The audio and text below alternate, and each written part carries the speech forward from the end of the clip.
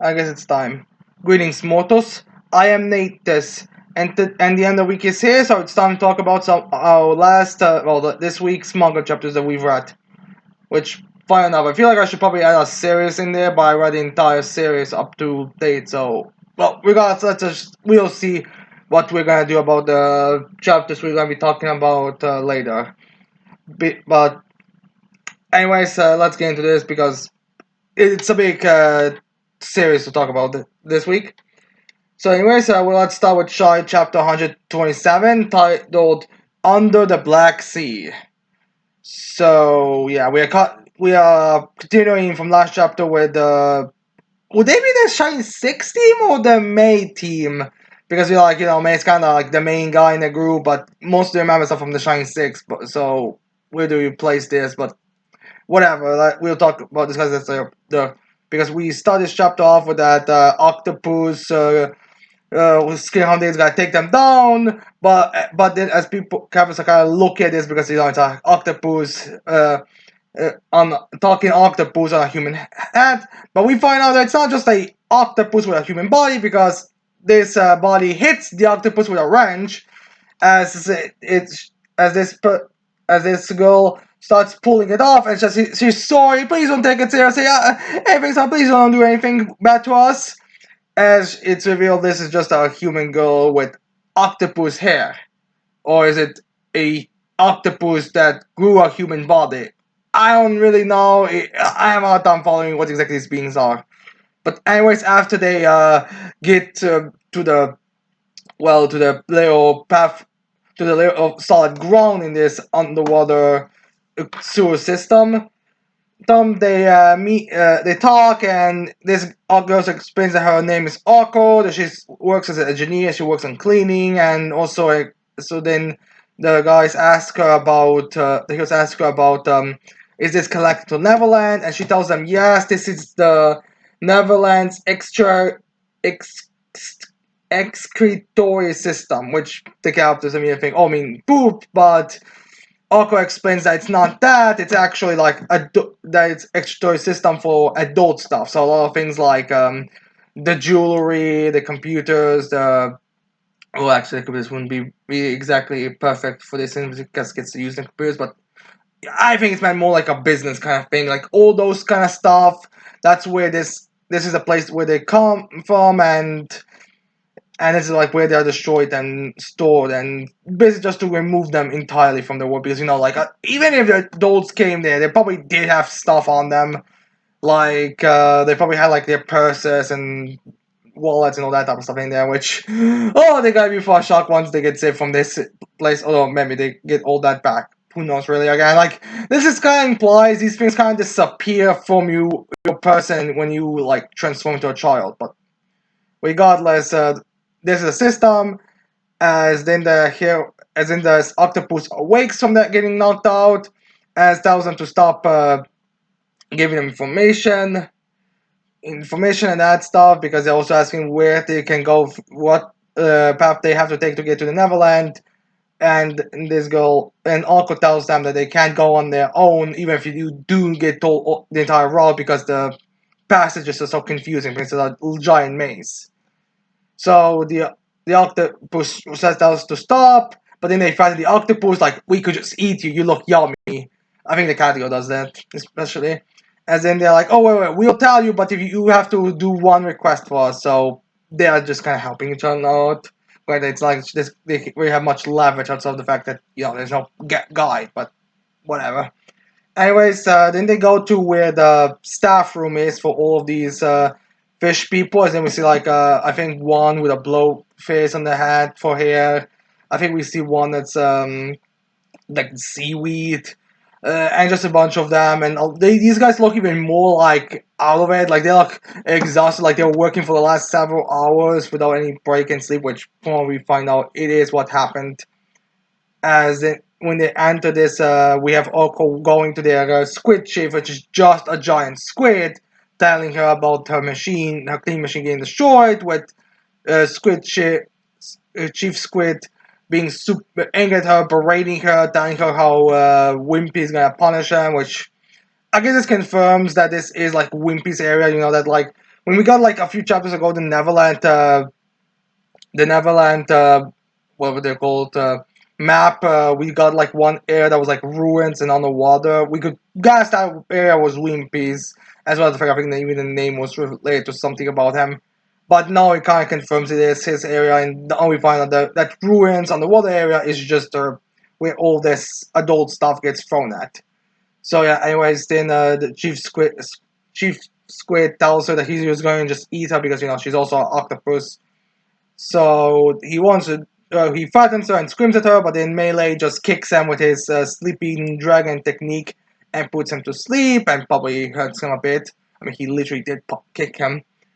As then the fish people are first very excited and happy, and that kind of shocks the heroes a bit because that's technically their ally, like, or at least like again, like the heroes are kind of just playing along a bit because they're kind of trying to understand what the heck is going on. But after a few seconds, the characters realize, oh wait, our boss is out, so we have no more work. We are unemployed. It's over. And then like one already prepares a noose as he's ready to hang himself.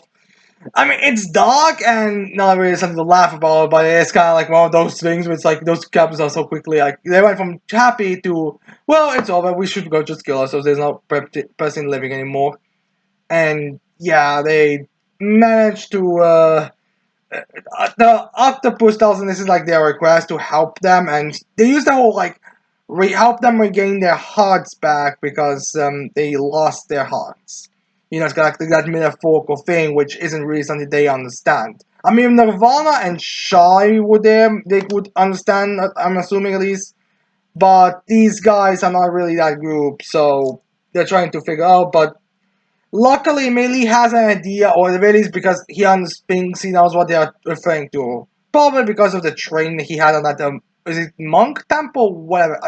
He's Chinese, so I'm thinking it's not a monk temple, but maybe it is. Like, I'm honestly forgetting what exactly he's referring to, but regardless, he thinks he knows what he has to do, probably because of that, because of his training, and he starts giving them all massages. So you have like Arco getting a massage, and him explain that's the reason why he's so good in massages is because of his brother, and that way out can like relax the joints while they rest just sort of like help. Like the lady assassin one is just like holding aside, telling everyone wait for 30 minutes until your turn, while the Mexican I think one and the cat are like giving them tea and stuff to help them relax. And even the Squid Chief, now that he's woken up, he's kind of a bit more relaxed and being massaged by Melee. As yeah, as in he's very happy and very grateful and explains to them that he apologizes to the rest of his fishy brethren as he tells them that he treated them horribly because Neverland was about to open, so there was a lot of pressure and he got very he needed to get the quota, so he was forcing them to take away he was basically very awful to them, very abusive boss. Cafe, which is kind of supposed to like this kind of supposed to represent how like a lot of offices and real world businesses are, where you're gonna have like a big thing happening, and the boss is gonna be under a lot of pressure middle management is gonna be under a lot of pressure to please the boss, and the regular workers have to do more than they really are capable of. So that's kind of what's supposed to refer there. And it's kind of like also a little bit of a solution to like tell everyone what they should do in real world. Like they should relax, they should chill and have proper sleep. Like just doing all this stuff 2 times more is not going to help anyone. It's just going to make you all exhausted and just more stressed out and more angry. And it's not good for you. It's not good for your health and all that stuff basically. And after they solve these fish people's problems, and also raise a question again what these guys are, because the way that a lot of these guys, namely the squid and the octopus, talk makes it sound like these are just animals in the sea that became humanoid. But this would kind of imply that like the human parts are just unnecessary flesh, I guess you could call it. I mean, they have different personalities. I mean, Orko did hit the squid, so I'm kind of thinking that might be the idea, but it's kind of difficult to really tell what these creatures are exactly. But regardless, after everyone's pleased, the there are two. I think Orko and one other fish person is agrees to be their guides as they are planning to escort them through the maze. As Mei Li and the assassin lady talk about this kind of place and kind of say, it's kind of weird how a place without any adult stuff would have a very real world adult problem office doing stuff like this. As a kind of like again pointing out the hypocrisy of this entire place, which is again kind of like a theme here, where they, like despite them wanting this fantasy wonderland kind of thing for kids, they do still do stuff that are very like questionable. It's like the egg thing, where it's like you regress adults into eggs and you stuff them in there and you give them power. So it's like, what the hell is up with your morality there? And that's again just pointing out she and Mei Li are talking. Mei Li, there's like another dump of adult stuff format, and as they're also discussing, like it's a wonder that they end up becoming this place like this if they're the ones surrounded with this adult energy so much. And then Mei Li looks at it and then spots a very interesting bracelet as Mei Li jumps at it to pick it up, as shocking the assassin lady. As Mei Li looks at it, she's like, "These are Lady Black's heart-changing bracelets."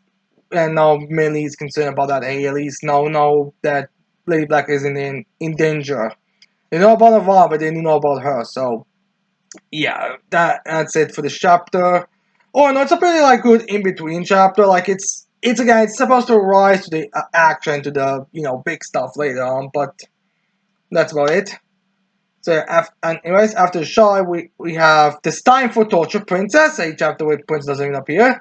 Torture number 200, well, chapter 240, titled Torture 240. As we start this chapter off with the Hellhorde in the dinner table, looking very nervously and being in silence until his wife shows up. Which I don't know if we actually got her name or if they just refer to a Mama or Demon Queen. It could honestly be the one. Honestly, I'm pretty sure that I'm not even sure what Princess refers to. If she just refers to as Momo-chan's mother or something else. But regardless, she asks Hallowed what's he doing here because he should be having work. As Hallowed explains to her that he took a day off. Day off today. Well, he definitely took 2 days off today and tomorrow because it's Momo-chan's entrance ceremony to the new school year and all that, which I guess we kind of skipped the school break period, but whatever. So he's a bit nervous about that stuff. And Hallow's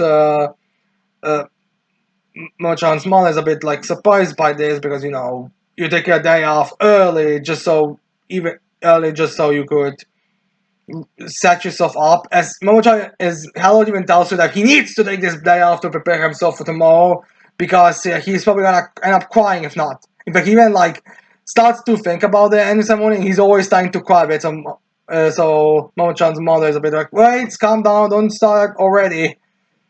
As Hallowed explains that he had his own like hell home welcoming ceremony for the new employees and all that, and that remind him of Momo-chan's entry ceremony, which started causing him tears, and that kind of weird, shocked everyone and concerned everyone. So he decided that it would be best if he just comes down with that he just prepares himself for that day, which makes sense considering the fact that during the end of when they had that like a ceremony for the end of the kindergartners, he was so affected by the heat that they actively had dark wizards to revive. Well, they needed to keep him alive because he was reduced into a child.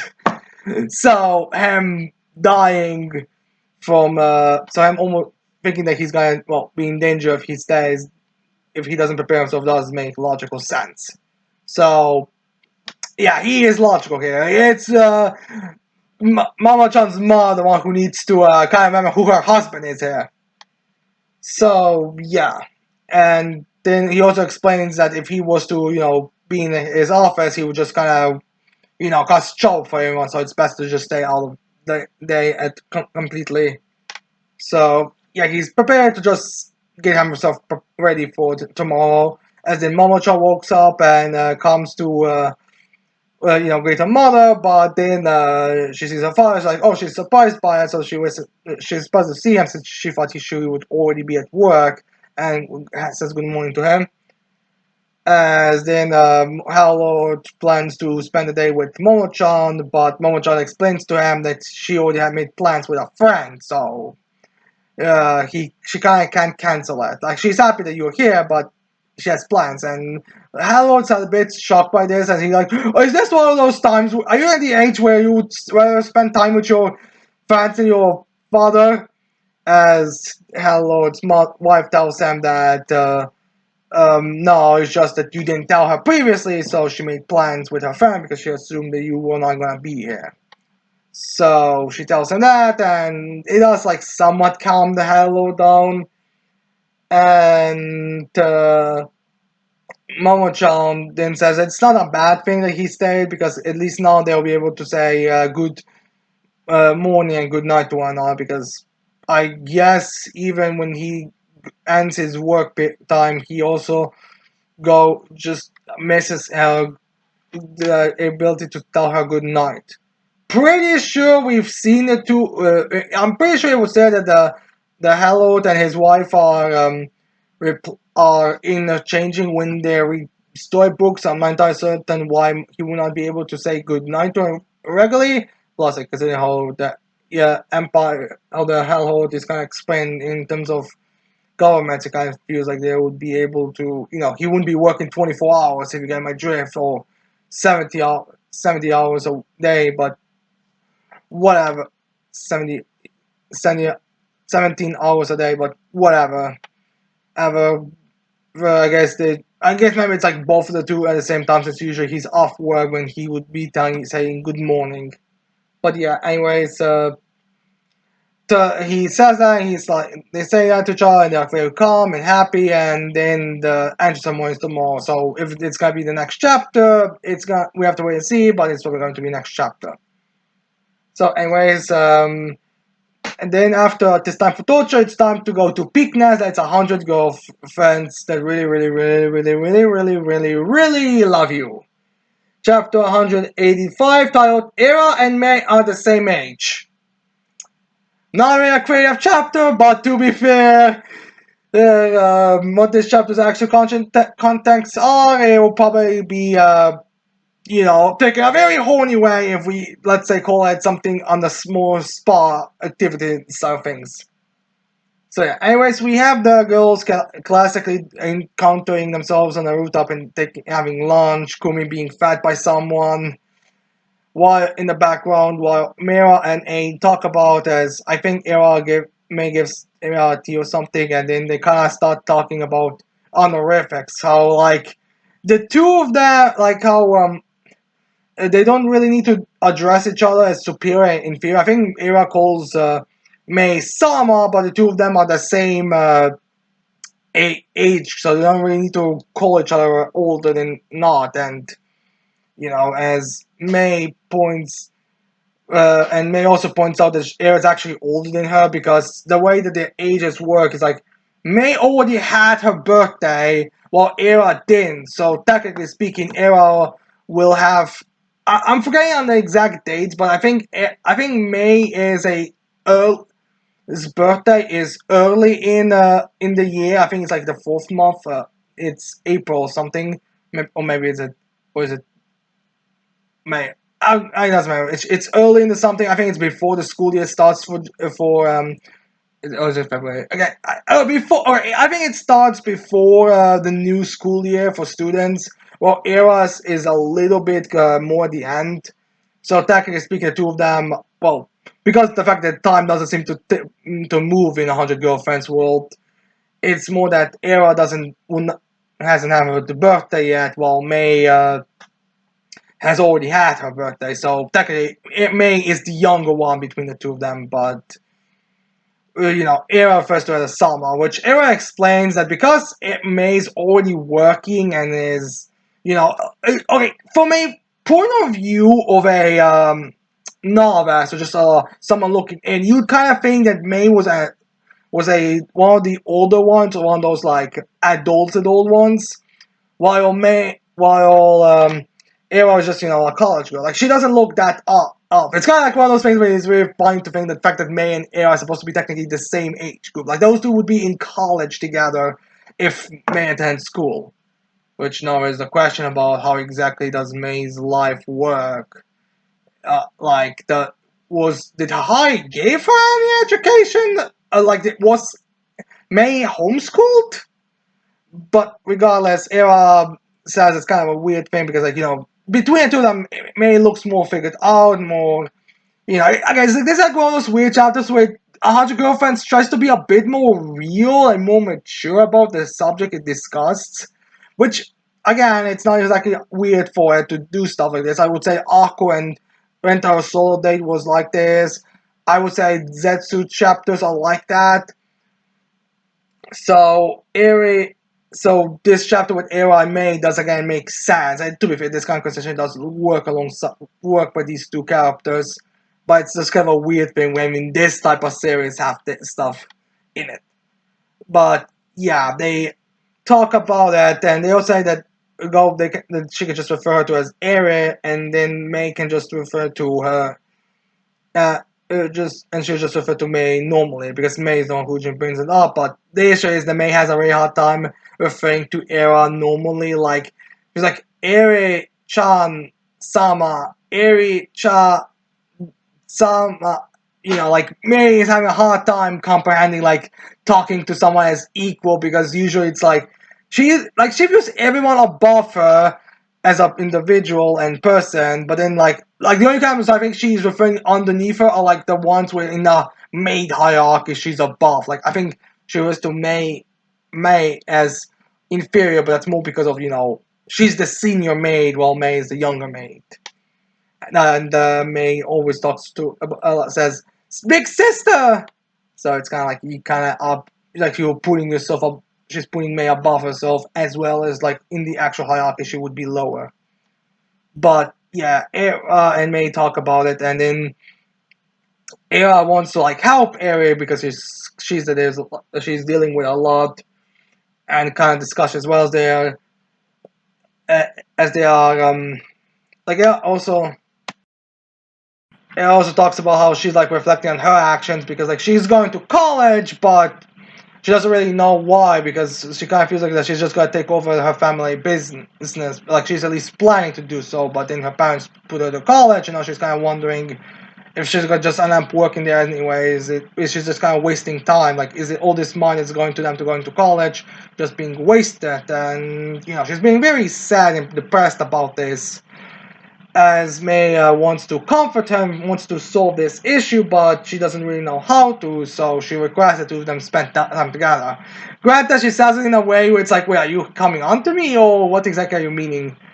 As May clarifies, well, the other actually clarifies something. She just says, I would like to observe you for a longer period of time before I give my assessment, or let us do some activities together or something like this. As like, oh wait, you mean you want to hang out with me? Oh, that makes more sense. Because they're both 19, so it makes sense they would be trying to hang out together. And then Era says, oh, there was a thing I want to do tomorrow, which is going to a spa, and Era and May go to a spa. I do wonder how this thing went. I kind of feel like May might have been. By the way, hi, Sama. Era has told me that she's going tomorrow to a spa. I would like to go and see if I could figure out a way to help her troubles. And Era and her. I feel like Hai would just tell her, go to a spa and take pictures of yourself and Era together or something like that. I don't really think Hai would complain. I mean, I know Hai doesn't wants to respect May's wishes not to be her daughter and all, but I feel like that she would still treat May as a daughter if she made like these types of requests. I don't think she would really complain about it. So yeah, May and Eri are going to a spa, which is a good fan service spot. As Eri asks what May want to do, but May again, like May is a very obedient character who just goes along with kind of everything. and isn't really like thinking much. She's just like, oh, that place looks neat, even though it's like cold bath, and that will become a problem. And Air doesn't want to go. That's something that she thinks it would be best if they go. And then we see like them enjoying their times in the spa. Like we see them uh, enjoying the hot bath, the low in some kind of extra scented rooms, relaxing on a massage chair, and yeah, they're just having a lot of fun. And we also find out that May has some insanely advanced form of observation hockey because it's like the two of them are reading while they're in massage chairs. And there's like a little note saying, explain how May is able to read because remember, she is like blind. Well, not blind in a sense of she can't see. It's like she actively cannot see what's going on around her. Like she doesn't, like she's not able to see what's going on. She senses things through the sounds and tremors and all that. It's kind of like how it was like there's like a few stated a few times like doing the whole haunted house, haunted school thing. Like she only recognized there was a person above them, but wasn't able to recognize it's a fucking monster. But she was able to recognize there was a monster later because there was water dripping, and there was like no reason why someone would be dripping with water. And then we have her, and then we have another one where like all the girlfriends have their eyes closed to like do the Bucky thing, but May already has her eyes constantly closed. So when everyone's like in a chaos, she just grabs everyone and puts them to those broken parts of the Bucky that they ate, and then just go. And then she just puts them all in those places, and just joins in herself because she's not blind in this instance. So yeah, the same. So there's go. So yeah, May. It's explained now. The reason why May is able to read is because she just touches the papers. And she's able to like feel the little difference in the papers due to the like the copy and paste because of the letters, and just is able to tell from that. And when she's checking, like she's not able to hold it properly. There's a dirty joke somewhere, but whatever. So, anyways, while they are taking a little break and talking about it again, and they bring up their life and how she's used the future, and how uh, is envious and jealous of May being able to, have everything figured out and, already being put together, May realizes the difference between them. And the difference is, Era puts a thought in it. She thinks her actions are going to do and considers all the possible outcomes. Well, May just sort of, well, she doesn't say it, but when you really break it down, what May basically said is, I am too dumb and obedient to actually think what my actions are gonna do. That's the reason why I do them. You actually, put thought in it. So May tells her, Era, you're better than me, and your way of life is better than mine because at least you fucking realize the possible consequences of it. While I mean, if I misunderstand Hai's orders about me doing something dangerous or that, I will do it. Which is something again, something that is I would say a recurring joke that people say make some kind of ridiculous request and may want to do it does it almost immediately, but everyone's like, wait, no, no, no, no, we do not permit you to do that. I cancel those orders. It's like an introduction chapter. It's like she says, oh, my apologies. I cannot lift my eyelids.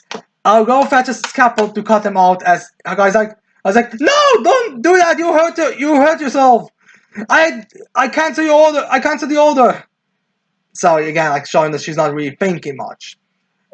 But anyways, and Era then's like, oh, so and this kind of gets to Era and things like, I am always considering thinking about stuff. So I guess there is some benefit, and and then she's like, oh, maybe that's what her parents said because like her parents were the one who told her to go to a college because they don't know how trustworthy the dojo is gonna be. Like like even the father admitted like. I don't think it means that it's like a struggling, but he doesn't know where the dojo is gonna go for. So it's possible that like 5 years when you're gonna be done with college, it's possible it's going to like be over or something. So it's best if you have more career options, which again being kind of real, but whatever. So says that to her, and Era says, "Oh, the parents probably saw through me and knew I was going to like, I would be considered other options in life, which to be fair, consider how this harem life is going for. I don't think it's really an issue with you anymore, but whatever, she acknowledges that, and she decides to, and she realizes that. So she thanks May for her help, and then we get like a two having a felt heart felt hard together, as in they're like, you know what, let's take a little bit of risk now, just for the sake of having, having to live the life to the fullest and all that type of, end of the chapter type of stuff. As they go to a extreme spa trip where they will basically go into extreme heat and extreme cold. As they go into this, and yeah, it's so extreme they actually die. Like their spirits actually go into the sky, as in they realize one another. Wait a minute, our spirits are dying, and they grab each other and throw each other down back to their bodies, so they're able to revive. And they both like, yeah, I don't think we want to do that again. So we end this chapter on a note, which is 100 girlfriends at its best. And next time we have a new girlfriend. So yeah, get excited for another lolly to the group. So yeah, anyways, now with peakness out of the way, it's time we talk about the final chapter of My Academia. Chapter 430, titled My Academia. A lazy final chapter title, but whatever. So, we start this chapter off with, I think the ending dialogue between Shigaraki, or the final words between Shigaraki and Deku about, how Deku says to Shigaraki that he already destroyed everything he needed to, and that it'll be up to Izuku to, like, make this world better. So, yeah, and then we also, like, have a thing where Izuku is writing a diary in his diary, like from My Academia, there are certain points where Izuku is there to be like the narrator. That's Izuku Midori from the future. Is like writing it down. That's basically what's going on there. There's like the time when he's writing it down, but this time he actually does a little bit of an opposite thing where he, like the way how he says the dialogue in the beginning of the chapter is actually opposite of what he writes in this chapter. So it's kind of like going full circle. Cool. I'm forgetting exactly the dialogue, but it's like one of those things like everyone is created equally, but everyone is not created equally kind of thing. But regardless, he says that he writes this down as then some students, namely Kota, are coming to him and telling him Deku Sensei, revealing that Deku after to everything decided to become a UA teacher, which makes sense. I think he's like one of those guys that does make sense why they would chose to be a teacher after the whole thing, after the end of the day. It's not like, how do I say this? Like, Izuku like one of those guys who I feel like would be like, Naruto I cannot see being a teacher after he becomes a Hokage. I feel like he'll just retire. Well, Deku I could see him being a teacher after, school and all that, to encourage and encourage everyone to be back in the future. And after that, he tells the students that they'll be going to USJ, kind of going full circle, since USJ was like, like the first big significant arc against the villains in My Academia. So we're referring to USJ as in that's where he's gonna go now. Doesn't make any sense. Then we have Deku continuing writing down this paper as he's as we see like random shots of where everyone is. Like we see Eri, I think we have like Eri meeting some of her friends in school. I think she's going to a different school. I'm not entirely certain if she's like. I think actually no. I think it's like no. I think this kind of showing everything is like meant more from a point of view from like continuation from the last chapter where we have like Eri and Kota meeting Kota Eri meeting Mendeley. I guess he invited her over. I mean, makes sense. I think the two did hold hands. So shippers, lose your shits. Actually, you'll probably already commit suicide, considering the fact that we have no confirmation about Kogoro or Deku dating. But whatever. Who cares? Wait, how many shippers killed themselves after this chapter? Let's be honest to ourselves. So, anyways, we have also like we also have like a Spinner writing this book that's on the shelves, but no one's buying it, except for like Compress, which is again meant to be more of a I think this is more because like it's immediately after that, so it's less like I mean, it's like the first book after her invention. I feel like in a couple of years it's gonna be like a similar thing to the Liberation book. We don't find out the contents of the book, but whatever. But it doesn't matter because it's kind of like the Liberation book where at the beginning it was kind of like not liked, but then like the times changed and people were kind of be more interested and more picking it up and reading it. So right now it's no one buys it, but in a few years it's probably going to be like a thing. But anyways, then again, like we see characters just being together.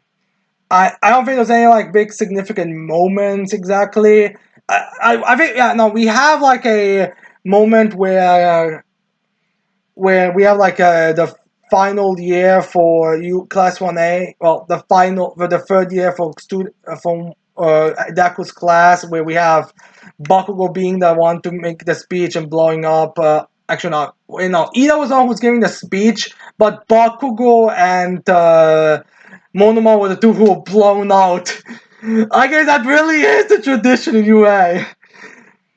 So yeah, and then we have like that program monologue, and then we end up with the Ambers officially disappearing because like it was there in the last chapter that the Ambers are in their last legs, but now they're like fully gone. So all for one for all is finally gone. Like Deku's not regaining it, he's not taking it, he's not going to have it. Like it's gone. So yeah, and that's the end for that part. Then we cut to 8 years in the future, where we have, we cut to a new generation, as then we have some, I want to call them new characters, but more like the next generation, where we have like the whole full circle shot of the like school class. You know how like the story started with Izuku being his class and everyone asking, what do you want to be?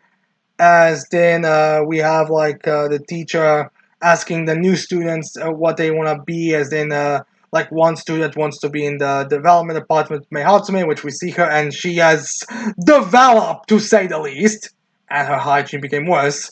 But then we have like another one who wants to be in the support course, referring to that like guy with like giant hair, that like a giant pin hair kind of thing. And then we have like another like Fox girl who is like wants to be in La Brava and Gento's organization. So kind of nice to see the fact that in Gento and La Brava, after they left, they just became CEOs of a company, which makes sense. Like I imagine La Brava does everything, with Gento being more of a personal assistant or like I want to say Gento is competent enough to like be a part of this organization, but I kind of feel like it would make more sense just like La Brava's husband who just does stuff with her, but I don't really know. Like, it doesn't really matter. To be fair, I would say Jenner has enough charisma and charm to a point that I could see him be more like the face of the entire company. You know, like Redasha, when he was introduced, he was like the leader, but also like the one who's in the news ads. I kind of feel like Bob and Jenner would do like this, like between each other. Like, Bob would do all the leadership and all the organizational stuff, while Gento's like the face, like the poster child for this company. I think it's basically like Feel Good Inc., but it's for actually made for good and not some criminal organization shit. So yeah, anyways, and then we have like the guy who we kind of focus on, like this version of Deku, which is actually Dai. And in case you wonder who Dai is, you know that kid who before the first war was with his mom holding, I think a plush of Endeavor All Might one of the two, and looking at the All Might statue before the whole thing shit came to shit. Yeah, that's basically this kid. Now we focus on him as he's like writing what he wants to be, but then another one of his classmates who's kind of like Monoma is like looks at him and says, "Oh, you want to be a hero, huh?" Well, guess what? With the villain rates going downwards, there's very little desire to be a hero anymore. So only heroes right now that are active are like the strongest ones. The ones who make like them. Again, he's as the strongest one, but it's kind of like the ones who are the most popular, I would say. Because like the ones we get confirmed are the ones who are already in the top of the rankings. The ones who were even already said they were gonna be top in the rankings. Kings once they graduate the big three from UA, as well as Class 1A. But so it's kind of difficult to really say. But regardless, he informs says that, and is kind of more down on that. And to be fair, this guy doesn't seem to be that big of a douche, like compared to like someone like Buggo. The way that this kid talks makes it sound like more he's just like pointing.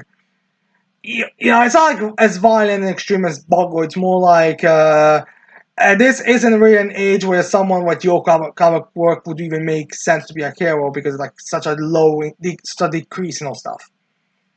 But yeah, anyways, then we have Dai just kind of walking around, going to the All Might statue to try to cheer himself up because he does admit his work isn't that capable. But yeah, anyways, then we have like a little bit of a bit of a then we have Dai just going to the All Might statue as we cut away to get like a bit more of an explanation of where some of these characters were. Because like there's like it's a very brief thing. Like some of them don't even like a conversation talk about.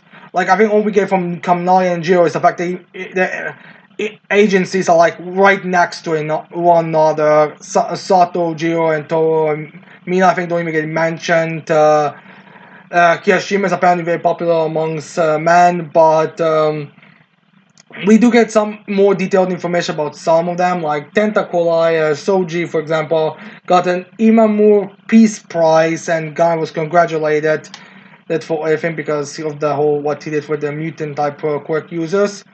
As we have like Soji getting like handshake and he giving like a speech where he's like. All this couldn't be possible without the people charging at the hospital and all that protecting the hospital and that stuff referring to that like that is kind of like the movement forward. That was kind of the first real like realization that something is not the society has to change. There has to be something to improve society and all that. Then we have find out that Gravity Uraka, she and I think Momo, Tsuyu, and Ida after the whole actually like make have like a make like a big agents not agency like they make a big project where they sort of focused on supporting the children that have like personality more troublesome.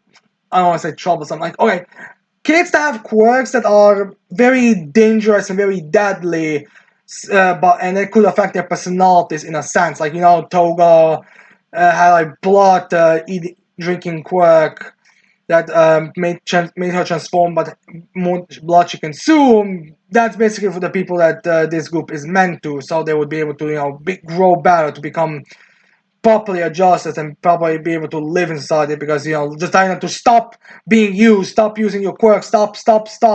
Well, everything one else when they is like praised for their quirk, their greatness, and all that. It's kind of like it's not really doing anything except making more villains in the future. So Gravity's work is making sure that doesn't happen, so kids do not grow up affected by this. I kind of wish we could get like an example of a kid for it because I feel like there could be a very interesting like idea, but we don't get a which makes sense. Because again, it's a very quick going through things.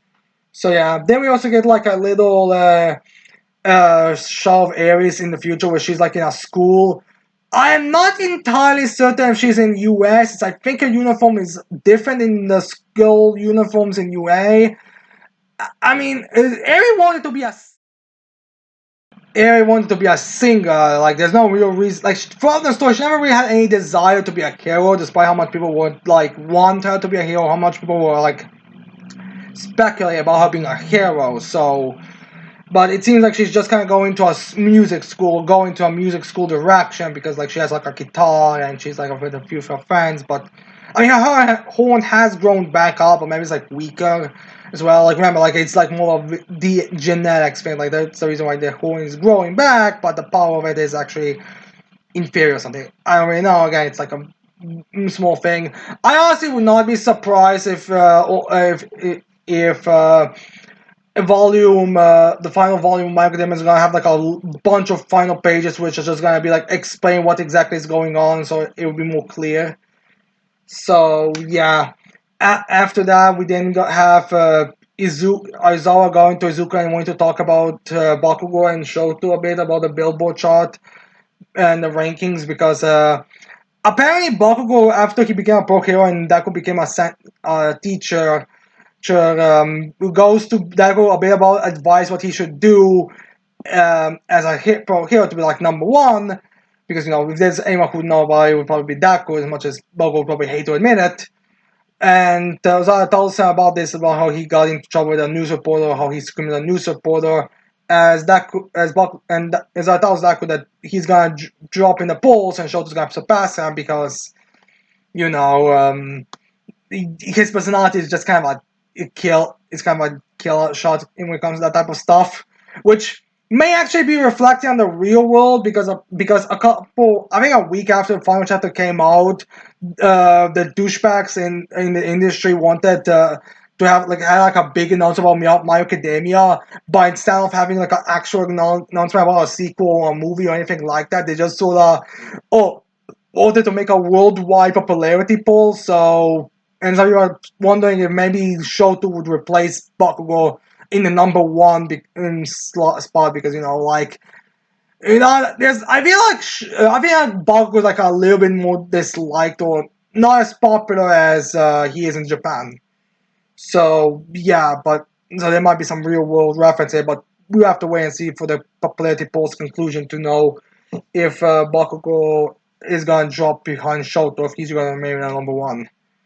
But regardless, we have I'm saying that, and then Deku does kind of reflect a little bit back on the build, things about like other rankings. So like he stats Kame Wounds, Mount Lady, I think Miracle are all still pro heroes, which makes sense. Like okay, guys, I don't think actually.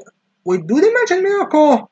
I think there might be some translation issue with Miracle because Miracle got all her limbs ripped off, so we kind of she was got like all top five heroes were in a way kind of rendered unable to continue their hero careers when you really think about the end of the war. Like Oma lost his quirk and was already old. Endeavor was completely his body completely destroyed, and just in general his career is incapable of returning. Bash Genius was always seriously wounded, but to begin with, and he was already having limits. Agile was just tiny for most of the time, and Miracle had all her limbs ripped off. But whatever, I think they just mentioned Kaomi Woods and Mount Lady. I mean, it kind of makes sense to be the only ones remaining as the top rankers. Although, granted, I think Mount Lady. Wait, was Mount Lady 23rd? 23? Well, regardless, he says that.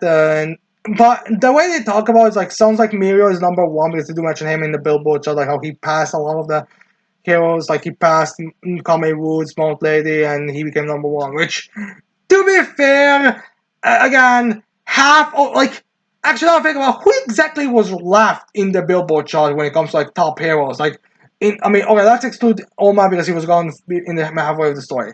Endeavor too critically wounded to continue. Hawks lost his quirk. Bash Genius was already at his limit. But Adshot was reduced to a tiny snake. Miracle had awful limbs ripped off. Crust died. Kame Roots was number 7. Wash, I guess, had nothing really wrong with him. Uh, I am Bushy Drilled Samurai guy who quit.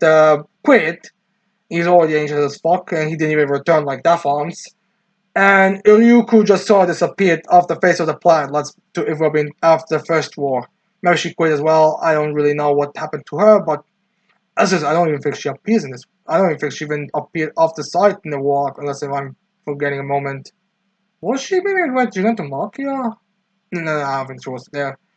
But regardless, there's very only 3 of them will definitively still able to continue their hair work from that dot number. So it makes sense that Mirio, if he make a big splash after in the first year, he would become the bill in the Billboard chart. Oh, they did change the Billboard chart a bit because now they also add just general acts of heroics. Like if you just saved an old lady, that was already enough. If you just help people on a regular basis, it would help. Like I would not be surprised if orphanage people from orphanages would actually be would be pretty high ranking because they are dedicating themselves to helping children, all that without parents, all that. So yeah. So anyways, then we have Aizawa asking Deku about this, and he's pretty chill about it, and I think he even does ask him about the fact that he wanted to be number one hero, and now everyone's kind of living their dreams without him, which is kind of like a big criticism that people have for Deku in this chapter. The fact that Deku he wanted to be a number one hero and all, but everyone else is gonna be number one hero while he's just working as a teacher. There's even a bunch of jokes about how he's working at McDonald's or minimum wage, which I'm not entirely sure where this joke comes from. I mean, I know there's like a meme panel, like so I think someone added like Daku's face, like his post war, Apple face, and put it on like a McDonald's employee or something. But I have no idea where that joke comes from. I don't even get it, and yeah, I think the message of the story, like the thing about Daku being like number one hero is that's not the same as Kage or the Wizard King or the Pirate King. Like, it's the number one hero is more of a problem in society when you break it down. So him being number one, it kind of goes against the message. It's more like everyone should be a hero. And to be fair, maybe it's like one of those things where like Kakashi did change, like because I think an interview before the final chapter or before in the final amongst when the final chapters were coming out, did say like he always wonders that he actually like wonders what would a hero be, like what would be the true essence of a hero. And he come up to the conclusion that I guess it would be kind of everyone that's like just lending a hand. So like how he was in the last chapter with the old lady giving a hand, and this could all kind of be reversed if that happened early on with Izuku, with Tomo. Like all this catastrophe would not have happened if someone reached a hand to Tomo before that fucking before All For One. So again, like people are a bit hungry, but again, like I get what the coach is going for. It's not like it's like one of those things where you kind of it may not feel the best for the story, but but it is the logical decision for the story to take. It's kind of like All Might's death and all that. Like when you analyze that, there are reasons behind that. It's like it doesn't feel right. Is where the more controversial aspects come from. But yeah, anyways, then Daku is just kind of, I guess, walking home or, just walking around as he sees like a kid falling. As Daku goes there to jump and catch him, he does successfully catch him. As then he checks if the kid's fine, but then he looks up at the side and he sees Dai, the kid in the beginning of the chapter, and he says, "Oh, you were going to go help him. Sorry, I guess I was just a little bit faster." As in Dai recognizes Daku because he's still, even if he's not a hero right now, he would still be a very recognizable face. I mean, the whole people were panicking about him because of the whole quirk thing, so it does make sense that Dai would recognize him.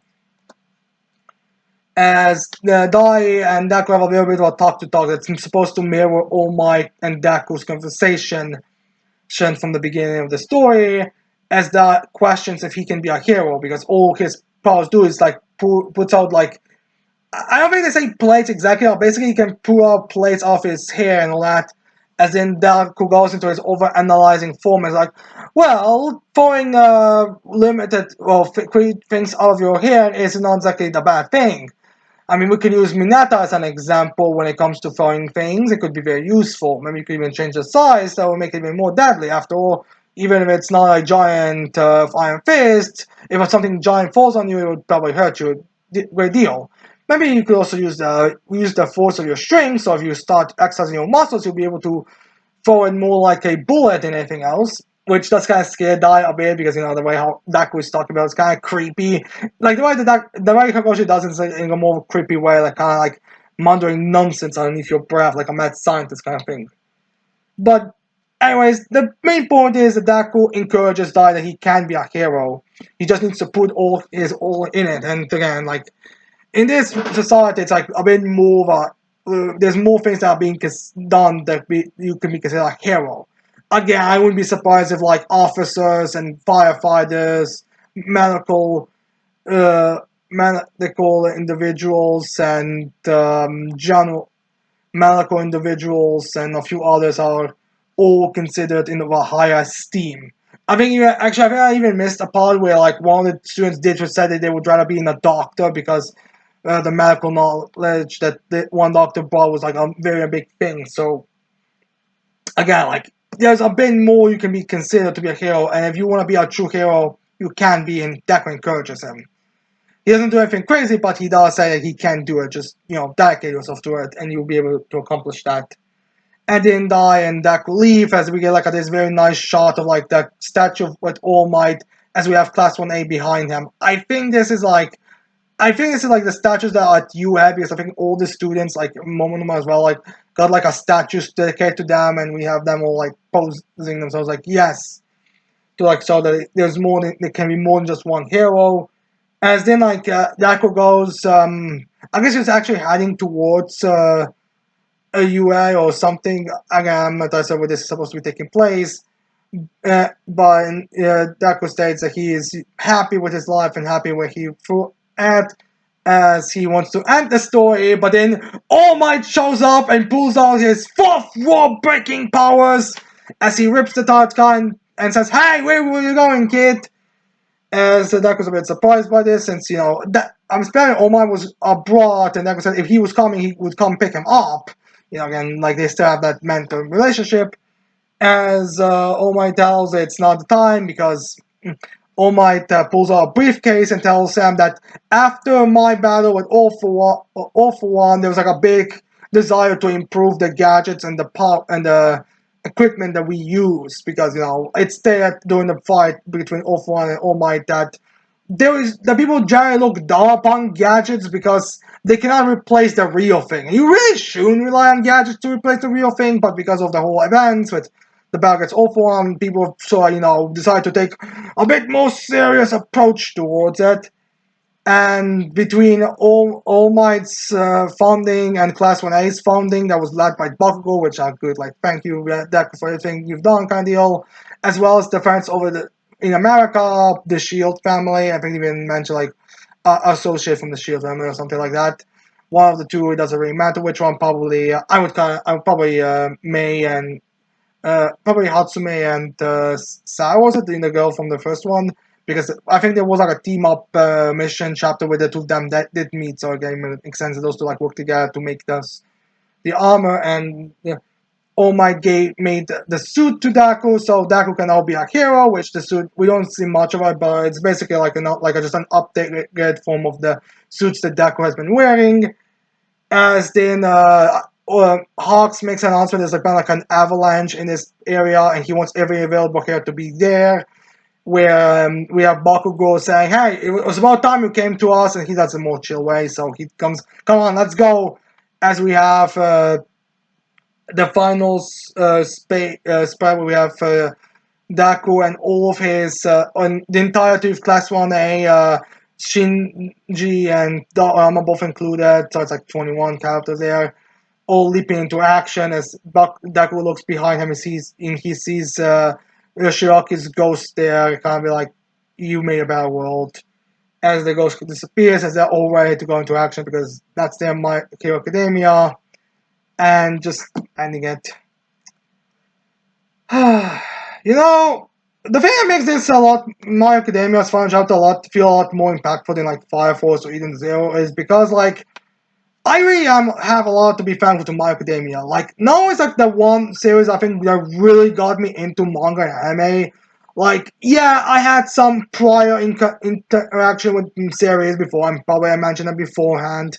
Probably in the last couple of videos I always mention this, but this My Academia is the first one. In fact, it's also the fact that the first manga series that I actually bought the volume for. Like this is my very first manga volume ever. This is where I discovered it. This is the one I really wanted and got. Like if there's any manga volume that I would want to save, it will probably be this one purely because of the impact. Like if I had to make a top 10 volume covers, this one would be in the top 10. My favorite, probably I won't say it's my favorite, but I would definitely put it in the top 10 automatically. Type 5 even. So seeing the series end is very sad to. I mean, to be fair, there might be a sequel series, which I do hope it's not going down the direction of Boruto. I have this whole thing about sequel series in series that take place in one world, but then instead of focusing on something other aspect, they just sort of continue the same adventures with the same characters. Just maybe they're children. I'm not a big fan of that, but regardless of what the continuation is, a very it is a very important series. And honestly, I'm just sad whenever I see people like complaining about the final chapter and that. Like I get everyone's personal opinion is, but it's like one of those things. Like it's kind of like if after One Piece ends, you have just a bunch of people saying, finally this too long ass series is coming to an end. Like people would be pissed. Like it's not real. Like it's just often again personal opinion, but it's just sad to think that My Academia, such a series that had an impact in lives, and let's be honest, so probably impacted a lot of people. I would say like My Academia like was one of the first like maybe it wasn't the series that made the anime and manga more mainstream, but it is the series I would say that was building the bridge and probably like the final parts of the bridge that made manga and anime more mainstream. Dragon Ball started, Naruto and One Piece continued at.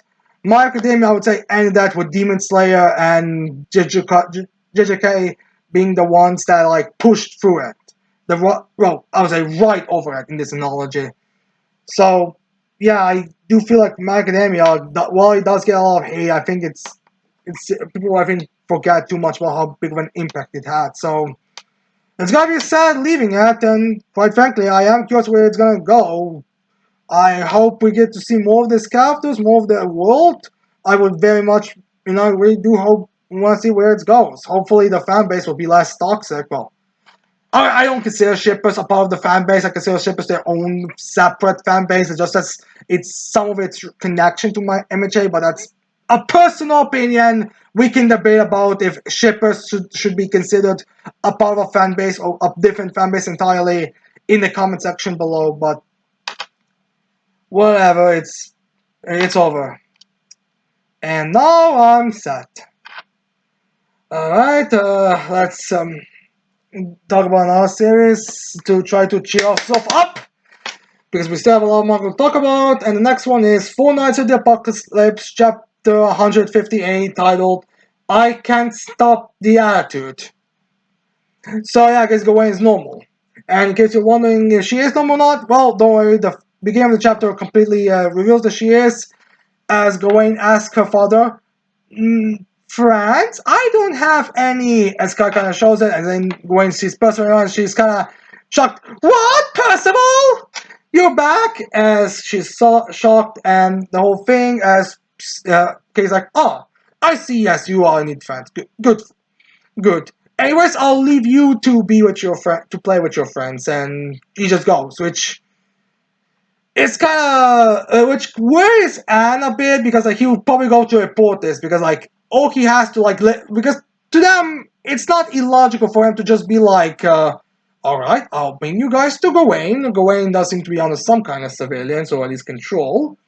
They don't actually they don't really acknowledge what happened between Gawain and Team Trish and all that. They just sort of like he could just go in and report them while they waste time with Gawain and they'll just all be arrested or something, attacked.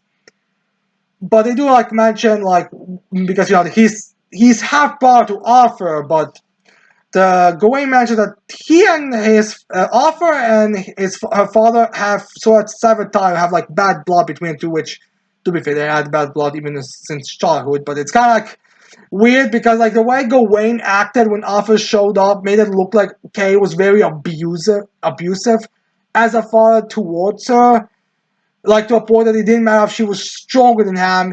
She was traumatized by him. But no, it kind of looks like he's chill and doesn't really need to be run away from. So it kind of raises the question, like, what is up with the Pendragon family? The fact that the fact that Gawain is scared of her father, or at least it's implied that she's scared of her father, but now they seem to be relatively chill. It's kind of a weird thing, but I don't know, maybe it's gonna be explained during a bit in the next couple of chapters after the hiatus, because Four Nights of the Apocalypse is apparently going in the hiatus after this chapter. So yeah, anyways, when they after that, then there's like a little joke about Donnie making fun how Gawain refers to her dad as I think she says something like daddy or something, or father, but regardless, Gawain gets pissed, so she I think slaps him away or teleports him upside down, which causes like a little commotion where a lot of the paperwork and all that stuff falls down, and Gawain goes to try to hide them and tells, don't look! You before you could make a porn magazine joke about this or Playboy magazine, same thing really. We have Nausea, it's like picking up the schools, and he knows that all of these schools and magic are actually stuff that would help to bring Percival back. Like she was researching spirit magic to like see if she could bring it back. Like, explains like you can put spirits in like objects, but living creatures is an issue. Sure, but Percival was a baby when that happened, so would he maybe not? He's more of a corpse of a child, so would that kind of not count the same thing? But yeah, anyways, Percival is very thankful and thanks her, but Gawain is very emotional. She's more pissed, and she is crying and all. She is more like, no, don't say you're not go. You are ordered not to go ever again. Don't leave us again. Which again, like, she's accepting of Percival being back, and she's not an issue. Like, she probably did like think that the only one that could really bring Percival back is Percival himself. Like, there's really nothing they can do. It's up to Percival's decision. But again, like, they are more emotional. And to be fair, I feel like a lot more of the drama, the more danger, the more like actual fighting against it is gonna come from Lancelot and Tristan. Like, Gawain and Anne are gonna be more like, you're a heartless douche kind of thing. But those guys are actually gonna have like, how dare you leave? Like, there's actually gonna be a captive thing going on there. So we're just skipping it just for the sake of, it's gonna be explained later. Anyways, then we have Percival's platoon and Gawain going a bit of outside, and when they are outside, Gawain starts attacking Percival to kind of like see his skill level, his power set a bit, and she loses like a passionate son to attack Percival. Percival gets it, while the other ones don't really get much of a, don't know what Gawain is. Like, kind of looks like she's just going crazy a bit, and to be fair, Gawain has been a bit more violent than normally already. But regardless, they have a little fight to blast and Gawain like turns into a muscle form, which in this state her muscle form is so big that it's kind of like, again, it's kind of like a weirdly shapen form where it's like a very much a male, in over the top muscular dude with like a little, with Gawain's hat and little like, okay, her chest basically. Like, I get what the author is kind of going for, showing the power, but it just kind of looks like a weird kind of form. All things to say, like, it's not her full power, and it's actually even loses all the strength, but it just kind of looks weird because, like, like the way that her form looked at the beginning of the story, that when she was like just a regular big form, and the form that she took doing the full demon, well, the demon world arc was kind of like okay, but this one looks like ridiculously misshapen. But regardless, they have a little clash, and Gawain sees, oh, so you're growing in strength as well.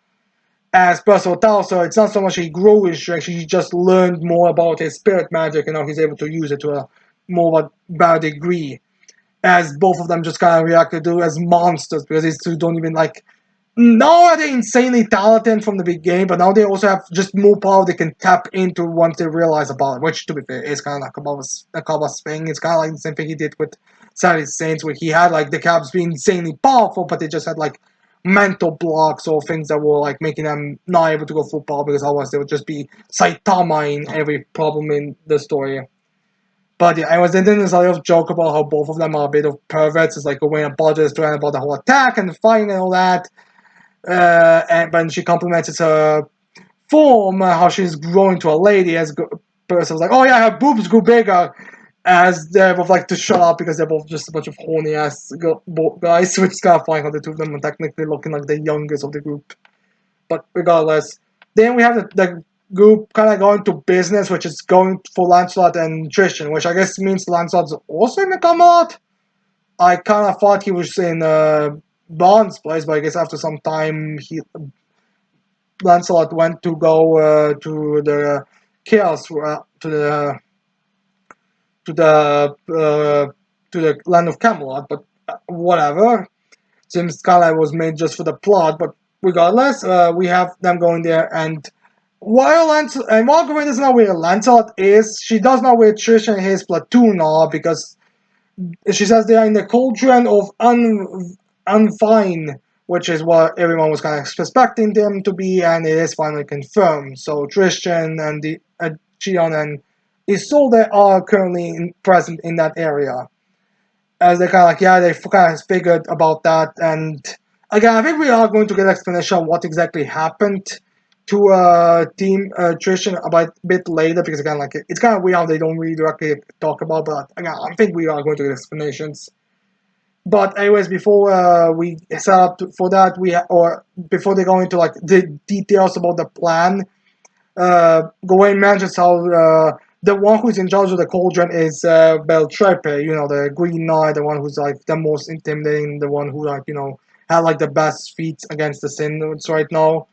He is the one that's in charge of the cauldron. Don is obviously scared because like that guy's a beast of power. Like Fingo Wayne and well, even Gopher said that guy is not someone we should be messing with. That and the four evils are generally the ones they should be messing with. So they're very concerned about that. And Gawain says yes, he is strong, which implies that she fought him. Maybe it was like a thing where Trish and her fought him, but he beat both of them, and then Arthur decided to just, you're gonna be locked up in this like boat or something. You'll be with your father or something. I don't really know, but something happened. She knows how powerful he is, but she explains that this is the only that place is what they need to do. They need to go there and solve it, because as well as the fact that Beltrup is going to be holding up a tournament called Anyfine Gladiatorial Festival, where he basically takes all the people who are imprisoned there and all the gladiators, puts them in like a. By the way, puts them up against one another, and the ones who are the strongest, they are accepted into the Chaos Knights. I guess they get tortured every other time, and this is like a good opportunity for them to like get out of the torture zone. So he holds that type of competition, and that will be their opportunity to get there. I'm not entirely certain what their plan is. Like, I'm not entirely certain what they're gonna do about it. Like, this implies they're gonna get into this competition, but unless this competition also is gonna include anyone else, I kind of question. Like, maybe it's gonna be like a thing where Gawain and he are gonna report them to Camelot, and then they're gonna come and pick them up, and then the trip is just going to have this competition set, so he's just gonna throw them in just for the fun of it. Like, maybe they are gonna be the ones that need to beat the field or something like. Again, I would not be surprised if the Gladiators there is a bit more of a thing than just characters like beating giant monsters or something. We have to again wait and see what exactly is the situation. But Gawain says that's their best chance to free best Christian platoon and all that. So we have to wait and see on that side of things. But regardless, that's the situation now, and now we are heading for a hiatus if my memory serves me correctly. So we won't be having a full ninth chapter for a while. Hopefully it's gonna be like free anyway. It's not gonna take forever to come back like Gushing on Magical Girls, who I think haven't had a new chapter since February of this year. Well, free I think only didn't have a chapter for 2 or 3 months. Well, whatever. Anyways, after the full nights, it's time we talk about Fairy Tail 100 Years Quest, chapter 165, titled Five Fairies. So we start this chapter off with Elfsvine, the wizard guy, the one who is the final last guild member of that guild that started 100 Years Quest. Explain to them the situation about how there's like Cream showed up, and after that everything's kind of going to rampage. The dragon gods are returning, and like Viennes and Dogomon are back, while Microlopio and Selene went on a rampage. So they are because of them, and they are just in a bad situation right now. And as well as like that crow guy that everyone has forgotten their name, then its name except for Wendy, or is it Lucy? I think maybe it was Lucy, but guys, one of the two of them remembers the name, but they're up forgetting who that thing is. So they're in danger, as well as that they explain that those lacrims that have showed up are turning the people in that area into dragons. So everything's kind of going into danger. Like, not only are four of the dragon gods, so two of them are back to life and rampaging, and the other two are lost their control and are rampaging, but now everyone is turned into a dragon and they're rampaging. Which now to realize, well, this is what Ignia was talking about, that true Dragon King festival and turning everyone into a dragon, making a dragon nation. Which no one really knows, but everyone's like, wait. Let's get our information straight here. Let's bring all this up, as they get a bit of an explanation, as well as that they need to take him down, and now just kind of really chill about it. Which is like in the last chapter, I want to say he was like taking this a little bit more serious. Like he was dedicated to beat the two, but he was kind of like So we have a Dark Wizard who wants to take over everything, and Dragon God who wants to turn to everyone into dragon and leave to the dragon country. Well, I guess I'll side with humans, and we will take you down. But now he's kind of completely like, kind of dismisses of it, kind of like, oh, don't worry, everyone. I've read the script. I checked it. We'll defeat them all in one chapter with one punch. It's fine. It's fine. Like that's kind of the attitude that Natsu has. Like even he does mention Doc Ferris and all that. Like how he says that she's a Ferris from a place called Earthland, and she looks like a baddie, which the fact that she's a nun in anime and nuns in anime are definitely. Let's just say that if you've seen Nun from Overlord and Nun from Rushing Magical Girls, you know what nuns are to to Japanese individuals. But regardless, he says they'll be able to take them all down, and they come up with the plan, which is. Okay, it's like one of those plans where I really have to scratch my head. Why would you think this would be a smart idea? Because the plan that they have is that since there's 5 of them and 5 Lacrimas, they're all gonna split to go into those areas and take them down. Like they're gonna destroy those Lacrimas. Like Lucy's gonna go to Ermina. We don't get the other ones, but I can deduce that like Wendy's gonna go to where Celine's is. Uh, Gray is gonna go where the VNS is. Azra's probably gonna go by default to where Dogmon's is, while Nautilus gonna go where Igneous is. I think that we can deduce those are the Lacrims that they're gonna go to. But it's like, really? That's your plan? Just going 1-on-1, or in Wendy and Nautilus' case, 2-on-1 play? Well, actually, can Kala and Happy even help that much? I mean, I know Kala can somewhat fight, but I don't know if she's ever really been able to do much, but whatever. They are gonna go there and destroy those Lacrimas, and then everyone's gonna turn to normal and calm down.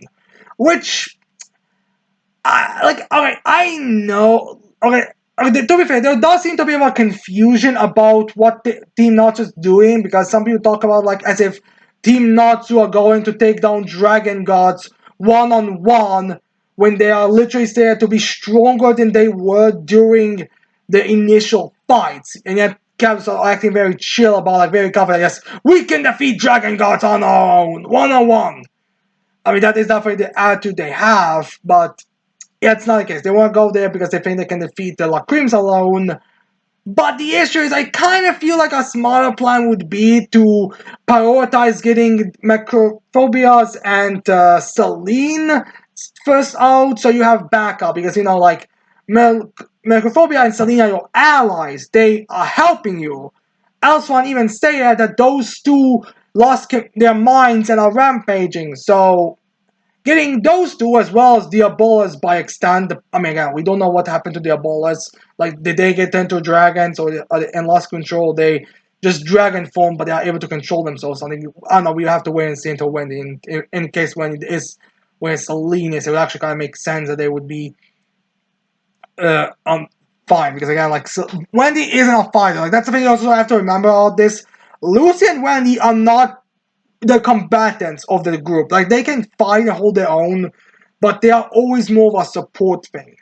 So having those two be there is kind of, going alone is kind of dumb, also very dumb. But regardless, I feel like what they should have done, if they do want to maximize the speed, would be to split themselves in 2 teams. Probably have Natsu and Lucy together, and Azra, Gray, and Wendy together. Go get Meko, Melo, Meko, Microphobia, what's his name? Well, I'm blanking his name right now. Obia and Celine on their side. Then you could have Celine and Rophobia holding VNS and Dogoman down and defeating those two, and then you could just, go against Ignia. I mean, there's more towards it. There's Ferris and all that, but still, I feel like that would be a smarter plan, and with still a good number of speed, because, like, again, like, what? Because, like, again, there's like a lot of spec, and also it's not like the dragon gods are not gonna do anything and not gonna be in a fight. Like, yes, they're rampaging monsters, but that doesn't mean like they're gonna attack the Lacrims and accidentally destroy them. They clearly at least aware they shouldn't be destroying that thing. So clearly they're probably more of a danger. And really, what are is but and really what they are still in danger in the end of the day. But regardless, that's their plan they're going with, and that's a really dumb plan. It kind of feels like it's just kind of one of those like the writers know how Marshmallow writes them at this point, so it kind of loses its impact. But who knows? Like maybe there's gonna be something that happens. Like the fact that Lucy's on her own and she was bringing up Aquarius, and now they're going to the area where she met up with Brandish beforehand. Wouldn't be surprised if Brandish shows up to help Lucy. I will not be surprised if when it finds Diabolus and is able to either bring them back or Diabolus is still normal and they are able to uh, solve the issue. I will not be surprised if okay, Ezra and Gray are kind of hard to say, but I guess you could make a case that maybe Ezra would still encounter Joel as he's leaving, or Sabretooth with VNS possibly going behind after Gray if he's going to VNS. I don't really know what answer, but you could still make a case that like maybe they will become allies will come doing this. It's just that they're gonna be not they're not on media, but they'll probably come and help later. But yeah, anyways, then afterwards we cut to Ferris and her Okaka Sia's group as we kind of get introduced to these characters, and these characters. Okay, a lot of people were saying that the Fire and Flame Guild members kind of feel like filler characters. But filler characters, no, these guys are straight up filler characters in my opinion, because like you have like those like guys like those low ranking soldiers that are supposed to be somewhat stronger, but they're just there to be one shot by characters. That's kind of what these guys are, because you have like one guy and another guy who's like a kind of golem looking guy. His name is Gaia. Then you have the sexy demon dance girl being named Daimon. Then you have this bird guy who's just bird. Then you have that guy who I kind of thought looked like a combination of some kind of soldier and that guy from Tokyo Ghoul named Blade. And then you have like that gentleman butler guy just named Gate. And they all kind of give like their short description of their personalities and little things and their hints to their powers. Like the guy named Blade uses a sword. They they Diamond it's kind of has some kind of melting capabilities, judging by how dogs, bird just talks like a bird, or just makes like egg jokes and stuff like that. I'm blanking on what is like a guy and gate side, but it's again like something to refer to their powers. The only one that's really noteworthy is that the guy who looks like the generic boss of a group guy. Yeah, that's Zero. Zero is back, which some people will pointing out how this character kind of resembles Zero, and we're kind of like thinking, oh, is this like a time where the author takes a character from I think Zero is from a filler episode if my memory serves me correctly. But again, I'm not entirely certain. I may need to recheck it. But so wasn't Zero in a filler episode? I think he's a main villain in a filler episode. At least that's what my instincts tell me. Although I could be blanking. I don't think he appeared. Again, it's hard to say, but exactly. But regardless, Zero is back, and they do relate, and he's not like a different character than he was in the original. Like he very much, he is still like a human who became a demon. The other guys who are demons don't really like him because he's a former demon.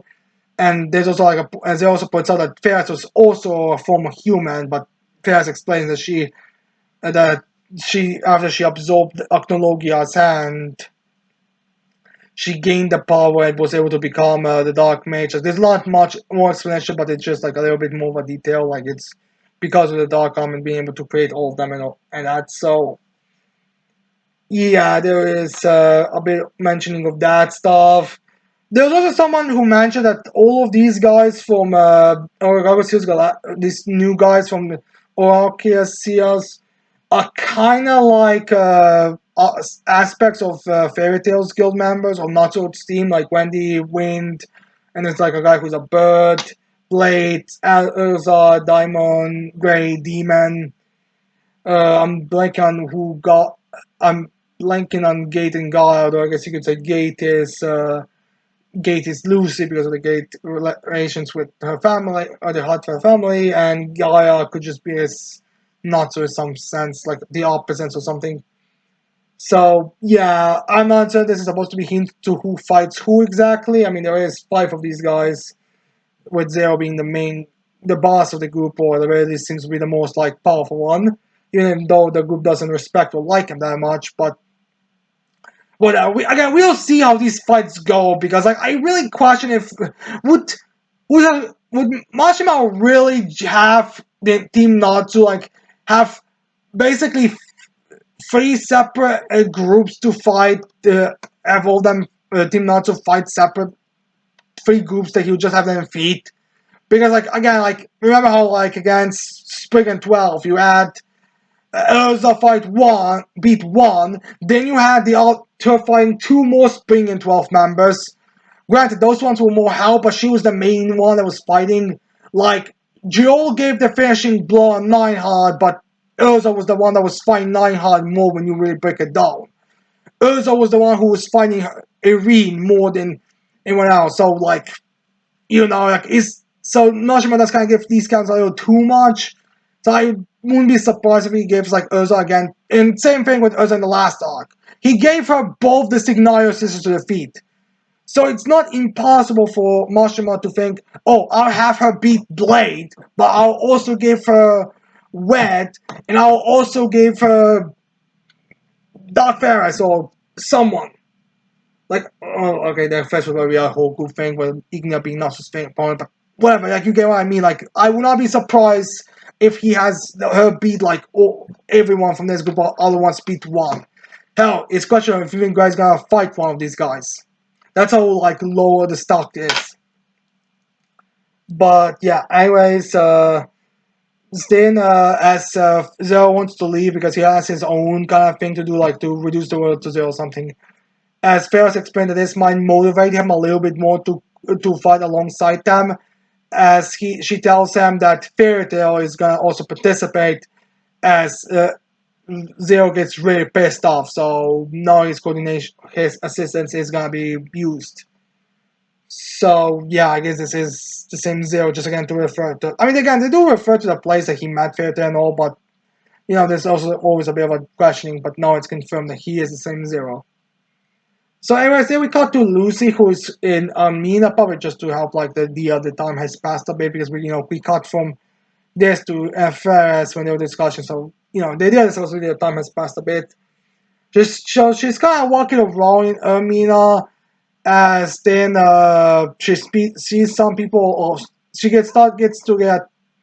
starts getting attacked as she dodges a bit, but she knows like a bunch of people like rampaging towards her, as she sees a bunch of people turn to dragons, as they are all just rampaging beasts, the same way as like the dragon gods are, and she avoids them a bit, and like she's realizing this, so she realizes danger and needs to go destroy it quickly. But then as she's dodging around them a bit, she gets pulled underwater by Caramel, the assistant, Cophobia's like assistant girl, or side hoe, whatever you want to call her, as she sees her, but unlike and she sees that she's dragonfly, like she has dragon horns and dragon wings.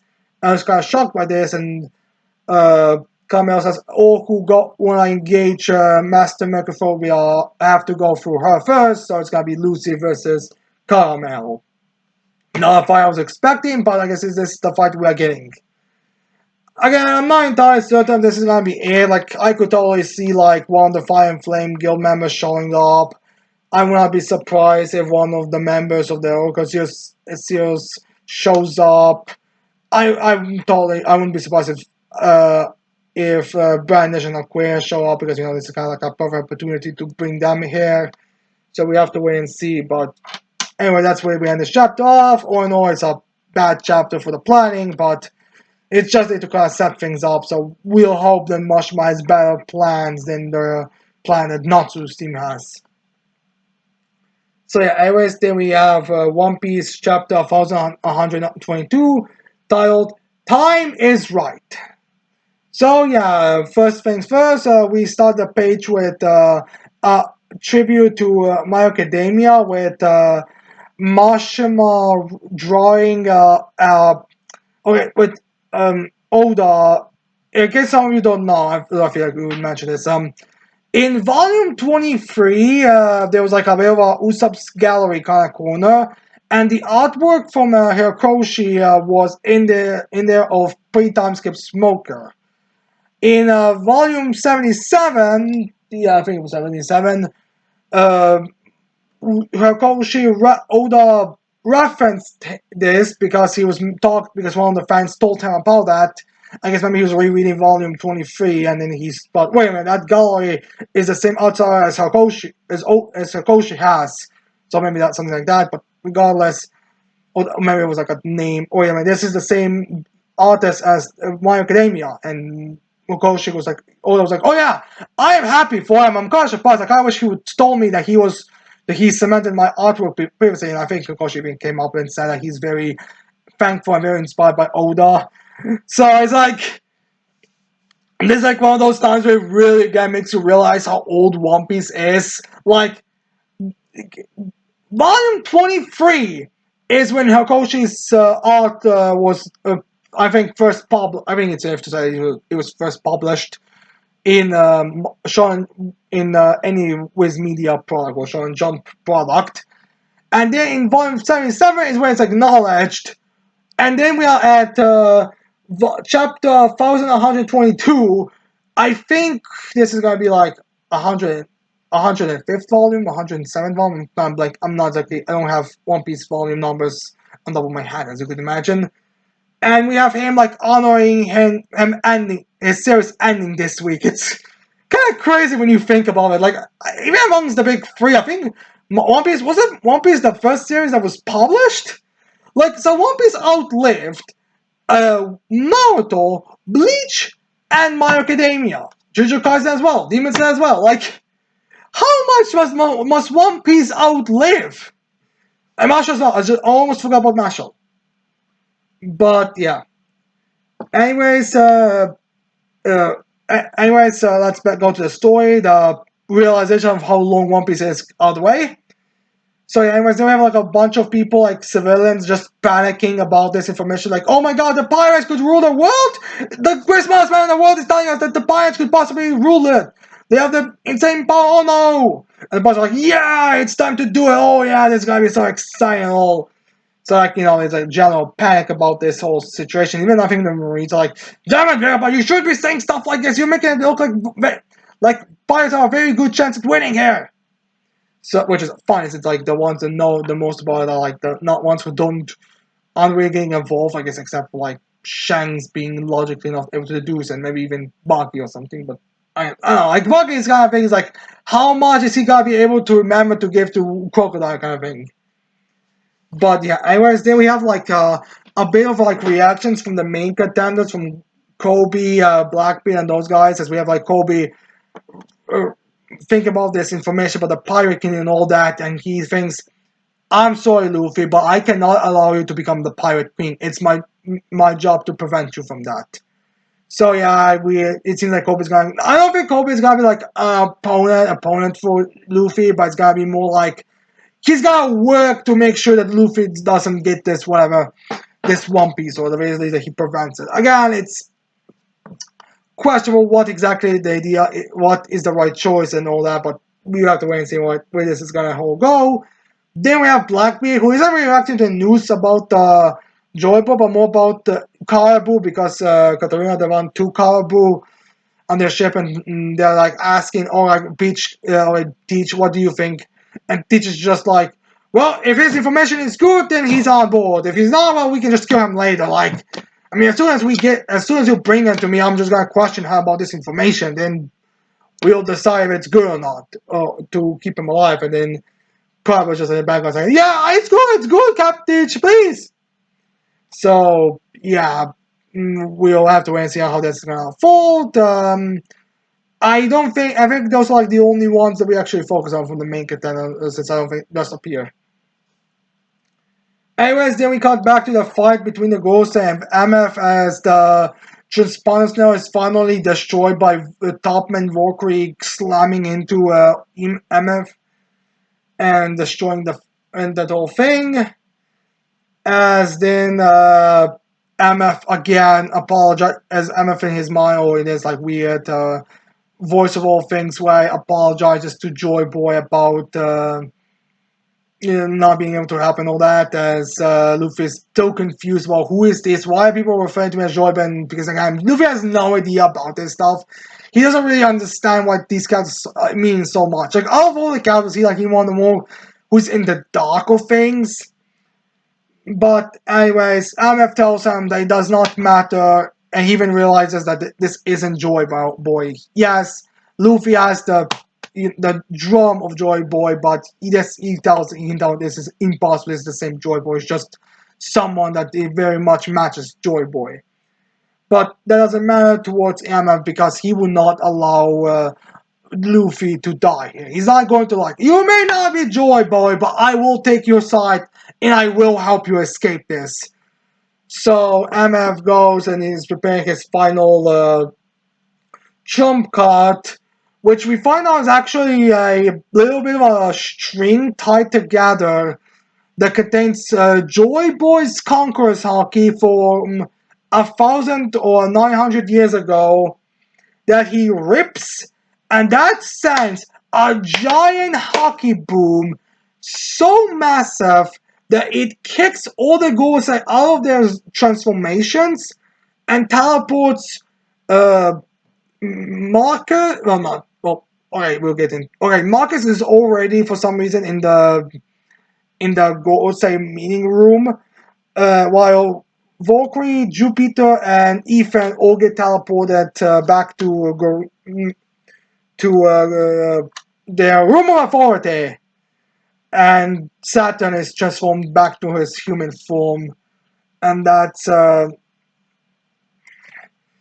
it gets transformed to his human form, and yeah, and then MF seems to shut down. I don't know if he's dead or if he's just unconscious or something, but he's just activated this thing, and it also is like a big hockey attack. It takes down every single I want to say it takes down every single one who's not a vice captain, because I think we see one vice captain, the one that I think may have a beaver transformation. I think he's the one who is the same.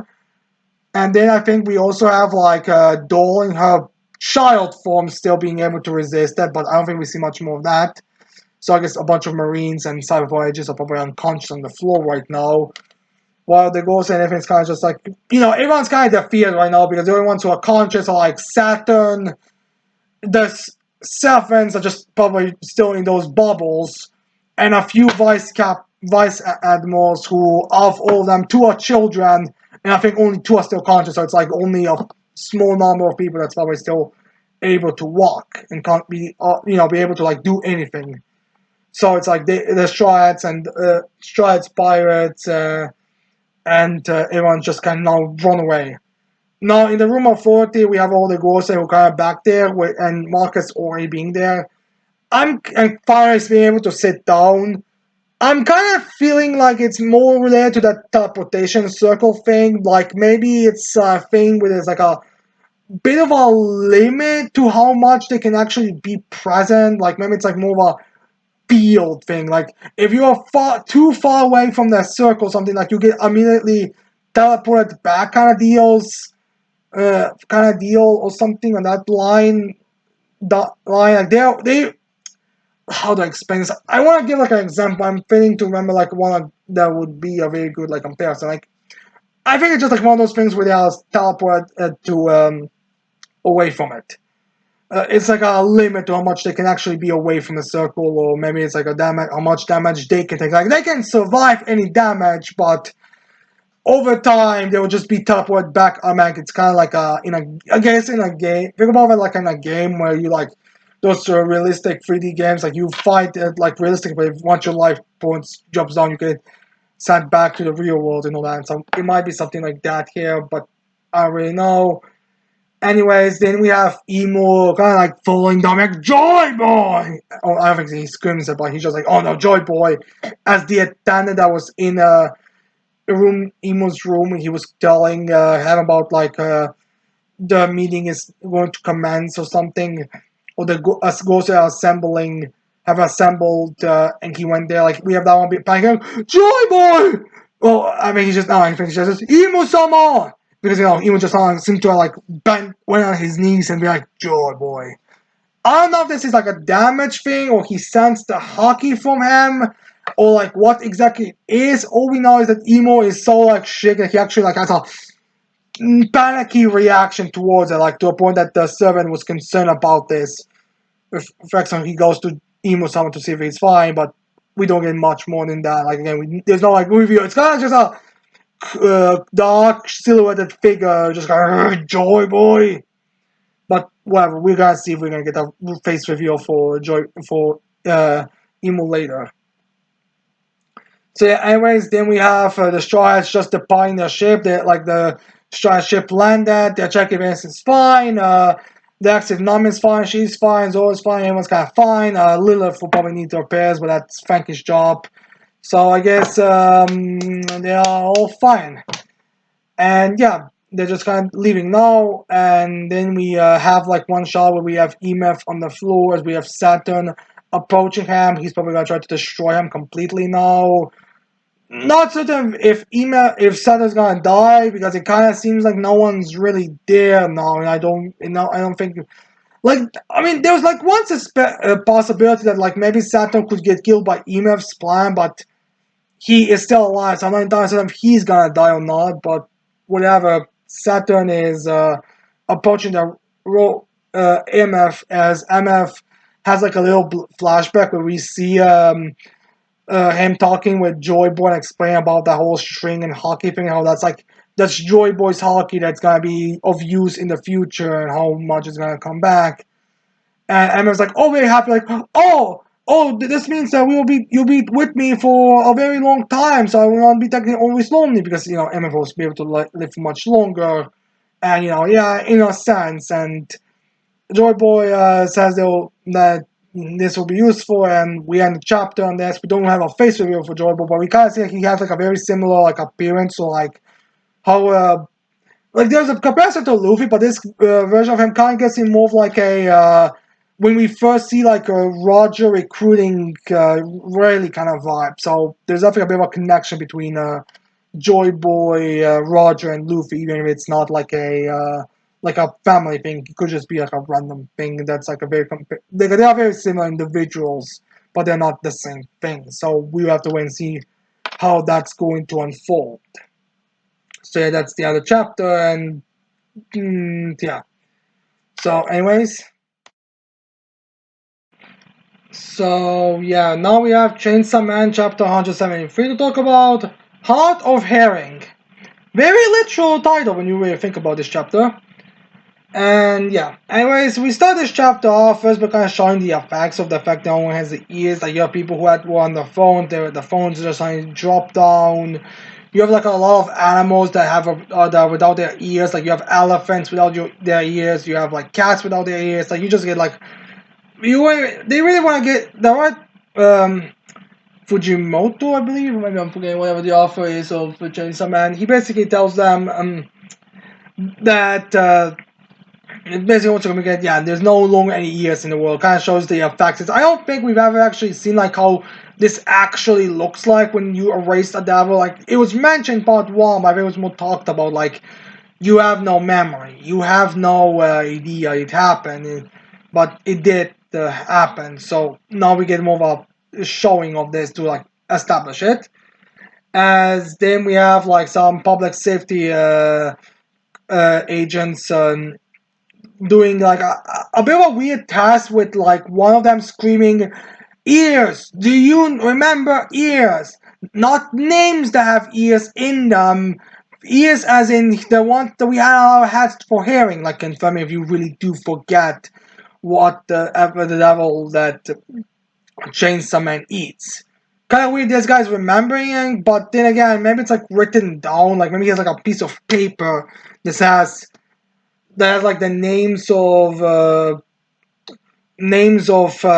all the devils. Like there's a piece of paper that has the names of all the devils and in check that they sent out to have them be eaten and see what kind of reaction there will be from that. Like again, like I don't know if it just erased the thing itself or if there's like no way of like keeping it like and so like like write it down. Like, would you remember an ear from like a word book or something, or from like a picture book? Like, remember, like, again, it's not really that those details aren't really explained, but maybe it's something like that. Like someone wrote down ears and described what an ear is before set. They're just checking it, and they can confirm that no one remembers the ears. So they say, all right, time for operation number two, and they contact Team C somehow, despite not hearing, or the way it's being implied, the captors cannot hear one another the way that they acted in the last chapter. So yeah, Team C then are like three dudes in like a toilet place, and they start mutilating their fingers, and they write down and they describe like a set of appendage, like they describe a spine, I think a rib, and some and hat or something. Like they spend just various human parts, and that's all for some kind of devil that's like in the underworld where he's like there, and like, oh, humans are contacting me. That was like a very like weird, like, I don't think this devil is, from what I could tell, there isn't a name for this devil but right now, but a lot of people think that he might be like some kind of like a mutilation devil, maybe a primordial field devil, and all that type of stuff, because like there's that way this devil kind of acts, and kind of seems to be extremely powerful, especially what he does to Denji in this chapter, because this devil like gets the contract, like, hit, and he like hits Denji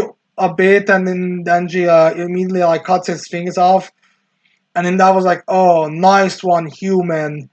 As then Yoshida attacks Chainsaw Devil with like the squid, and he's like does it. I think he squishes his stomach maybe so much that it pukes out the ear devil, and ears are restored to the world. So I'm not entirely sure what this is happening. Maybe it's gonna be explained in this chapter. It's like this is more of a this secret advance. There's not much dialogue as you can imagine from this chapter, but from what I can understand, the plan was confirm if they how the ear erasure and all that erasure power works, and if there's a way to get them back.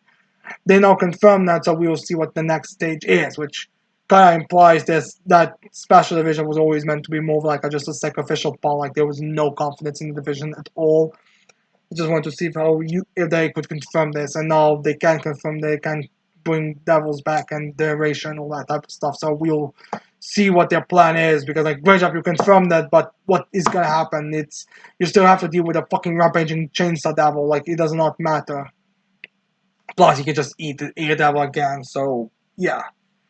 The end of the story, that's all that's matters in this chapter, so we have to see where the fight is gonna go from now on. They're just gonna abandon and leave this chainsaw devil to like just rampage to get more of a thing out. Like I could totally see them like prioritizing saving civilians because they'll be too grateful to fight back or something. I don't really know what their plan is, because again, like chainsaw devil is not really gonna fall down, and just because you make him puke out one devil.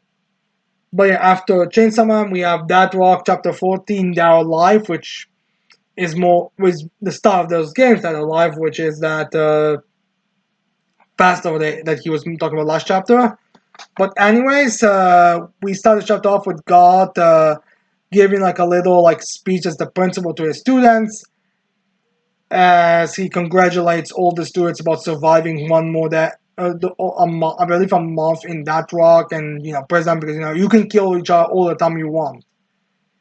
As then while we have this conversation, we get like a little bit flashback to Manga, uh, as they tell her that they need her help to unseal the book that contains God's roots, so they could get the weakness.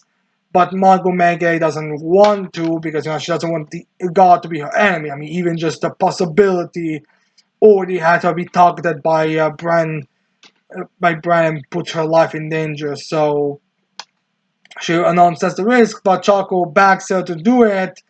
She says that Yakutu's she tells her Yakutu's backstory, and how, if interesting enough, she mentions how her backstory is similar to Yakutu. There's probably some differences, but she does point out their backstories are really similar, which explains why they do have have the same goal, and why the two of them was like on the same page of things. Like the other ones more like have other members of the staff that they want to kill, but these two have more like a personal beef against them. And Manga is kind of moved by this, and Nakuto and also, we just need you to lift this. You don't need to open the book. You don't have to read it. Just lift the thing and give us the book, and we will be out of your hair. We will not do anything more. So that's what they tell her, and Maggie agrees to it, and she'll see what she can do. But it's gonna take time. And now we cut back to the present, and God informs everyone also of Bran's dad. And people kind of like worry about what's he gonna do now, and he tells them that he congratulates them. He is very happy that this year's students are able to even kill one of the top teachers in the school. So he's not really that taken aback, and no one really seems to be that taken aback. It's more like, wow, someone was able to do that. Fun. I guess it was a matter of time only. So again, like there's not like commodity between it. Like there's respect towards God, but not really camaraderie between the villains or anything like that. So yeah. Anyways, then God announces the Dead or Alive game tomorrow. It's gonna be a field day for them all to do events and play with and all that. And he's gonna explain the rules. Uh, in rules in the next tomorrow. He's just announcing for anyone to prepare. And then we have got to Class F's meeting to their place of residence as they talk a little bit about this. As they also mentioned, like before God ended, he also talked about how you all become like demon. You go into the human world, become the demon kings and all that. Which now kept a bit discussing this information, as they're like this group. We kind of his reaction is kind of weird, and they also talk about their goals a bit because now they get one step closer to taking revenge on the guy for the Hellfire guy or the dominatrix guy for killing the sister and all that. So we have to get revenge on there. That's and they also know about like Yukito's reasoning and pretty much Aku's reasoning by default because of how she refers to kind of put herself in the same statue as Yakuto. But then they also ask Rice about like why does he want to be the Demon King anyways, and he tells them that with that position he'll be able to like lift the curse off of his sword, which they're like, oh, is that the princess you're talking about? You call it princess, that related to the curse? And he says somewhat like that he doesn't reveal anything, but he doesn't want to talk about it. Like from what we've seen from the backstory a little bit back, there is some core behind this kind of thing, which now makes me want to go back there to check to see I think we do see a bit of the demon that did that to Rise's princess, but I'm not entirely certain exactly. But uh, regardless, we'll see if that demon is someone amongst the staff, namely the Lilith one. But I don't think it was. I think it was a male one, but again, we'll just have to wait and see on that side of things. And then they asked Mikoto about what her goal is, and she's in kind of very passive as characters go, and Mikoto says to die, and kind of shocks and scares her on. It's just, it's a joke, as in it's like a little joke stealing from Jocko saying, "Are you stupid?" Although, funny enough, what's his name? The golem doesn't actually comment about his reasoning or anything, but whatever, we have to see where this is gonna go later. Anyways, then we cut to the next day as we start getting the explanation about the whole field day and all that. As God explains that the class that's gonna win this field day is gonna not God, but like it's that poison teacher or a plant teacher who was teaching them about poisonous plants. Tells them the reward for winning this challenge is gonna be a one-on-one meeting with God himself, and Yukito hears, oh, one meaning to punch him, so I can punch him in the face. So he's probably hoping that the seal will be broken until then, so he could fight him off in doing that meeting room. Because I don't. It's gonna be immediate after they win this competition. It's not a live game.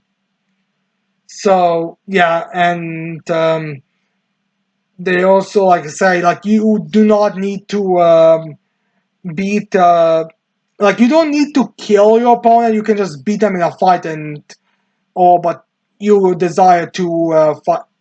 But it's desired that you beat them, that you kill them. Death is preferred, but you can keep them alive if you really don't want to kill them, what you don't wish for. So it's a bit more reasonable than the school itself kind of situation. So I'm assuming that's like the reason like class F isn't gonna be going on killing them all this time. Maybe there's gonna be some other reason why, but again, like maybe it's a way to get allies because you kill every single person that could be or that would originally be like an ally. It would be kind of like no one else would be remaining. But yeah, anyways, after that, it's also stated that the teachers are allowed to participate, which first students are a bit shocked and scared because God can just kill everyone easily. But God tells them all that He's not participating in this. Only the teachers are, which kind of like the Monkey King reference teacher is like, oh, good grief. While the Demon 4 teachers are like, they're kind of excited by this, like Boltugar and Lilith, I think was his name, are kind of like, oh, that's interesting. That's what make the events a bit more fun. And while the battle hungry guy is just, oh yeah, great, fight, fight, fight, fight. As Freya, I think her name was, is, oh yeah, I could get my vengeance on this guy later. No, as then we get a little bit of a build up for some of the students. There will be like big names for fighting because we have like a werewolf student, a gargoyle student, like giving Yukito a bit of a stink eye because of the whole Cougar incident. Because Cougar apparently they were like ruffians and wanted to take down the Cougar, but Yukito was on that. No, Yukito kind of took away their prey because Brian killed Cougar and all that, and they dealt with that. So they're a bit angry and I want to take him down now. As in Happy or that golem creature again just tells them that he was like looking at a few students, and he does mention a few information about some of the students. Like he mentions like those two students, but he also mentions like there's like that. I'm kind of getting the Medusa vibe from her student. That's like a big name as well. I'm not sure exactly what her big name is, but she is. Then we have like a student that's a second year that looks very goofy, so he's gotta be more like the goofy fighter because he has like a giant like sausage. I want to call it like a balloon style hat. Like how balloon animals are not like when they're not fully complete. Like that's kind of like hat I'm kind of giving from this guy vibe. I'm getting from this guy's hat. But then you have like another guy who's a reference to Ares from Greek mythology, who's like the leader of the Linquid group, who's a third year and all that. Like he names a few of these guys as big names. Students, like we're gonna see where these fights are gonna go because based on the end of this chapter, we're not exactly like wasting time with all these students and then going against the remaining three teachers or something like that. But anyways, we uh, we then have the portal be activated as then the students fall down into the little gateway deep down. And while this is happening, Babel, the student that was mentioned the character was mentioned a few chapters ago, like mentioned how he entered the participation for the first year, but he didn't die, but he didn't come out. So where is he now? Like they mentioned that student, or maybe a student that's like that happened to. Like there was a student that entered, or someone who could be a student but entered, but didn't leave, but then also get killed. So he's seemingly just there. But we see him in this, and I think we also did see him in that chapter when he was mentioned, and we see him in this chapter as well, where he's like first checking off the students falling down. No one seems to have noticed them, at least no one that we are aware of noticed them. Maybe like it's gonna be revealed that Choco noticed them and like flew to him or something like that. I don't know, we'll see later. But he just kind of leaves after a while and then goes back to like I don't know, it sounds there's like a bunch of like equations and a bunch of like research and numbers and puts like stuff. It seems like that Hideki has time to crack a formula for something. We don't really know, but that's all we see of him here as they are traveling to this gateway where they end up in a different world, which Yukito first thinks, oh, did we go even deeper and in the anthill that he was in the first chapter, but this time he's like, wait, no, there's a gateway portal down there, so we're probably just in a different area as then someone attacks Yu-Gi-Oh! Some generic muscular horn guy, but Yu-Gi-Oh! Just no div Sam as he's like, not now that I've combined the powers of the white dragon, the black dragon, I'm as powerful as I was in the beginning of the series before his power was taken away by Lilith, but that's still going to need to get removed. So I do have to wonder what they're going to do with Lilith. They're going to have to like, it's like one of those things where the ability gets taken away after she's dealt with. There's like a thing where she'll need to willingly give away the ability, deactivate her ability. But regardless, we'll see what will happen later. I could honestly see Yukito now targeting Lilith to take her down, namely, so he would get not only to get one of the roadblocks out of the way, but also to remove, but also to get his power back. And yeah, now we also have him like while he's looking at it, he also realizes he has like a little bracelet on his shoulder where he has like 1 point, which basically every time you kill someone or you beat someone, you get a point. So his he took down one opponent so quickly, he only has like 1 point. And while he's looking at this and processing information, we decided it would be best if they all team up quickly because they're a small group, small class number, and most students that are in the same class are going to team up. So he decides that he should team up, but as he's thinking that, his number goes from a 1 to a 2. It's like, oh, no one took down the opponent. So yeah, and then we revealed it was Mikoto who took down one opponent.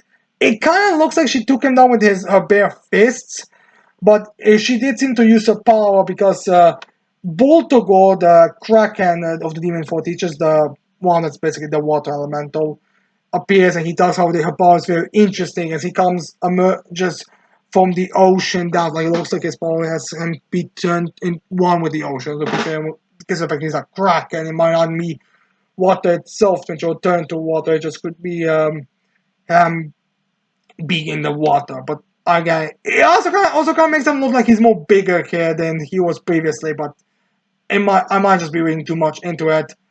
As Makoto looks at him and she's like, "Oh, I'm so happy I get to see you because I want to see you die."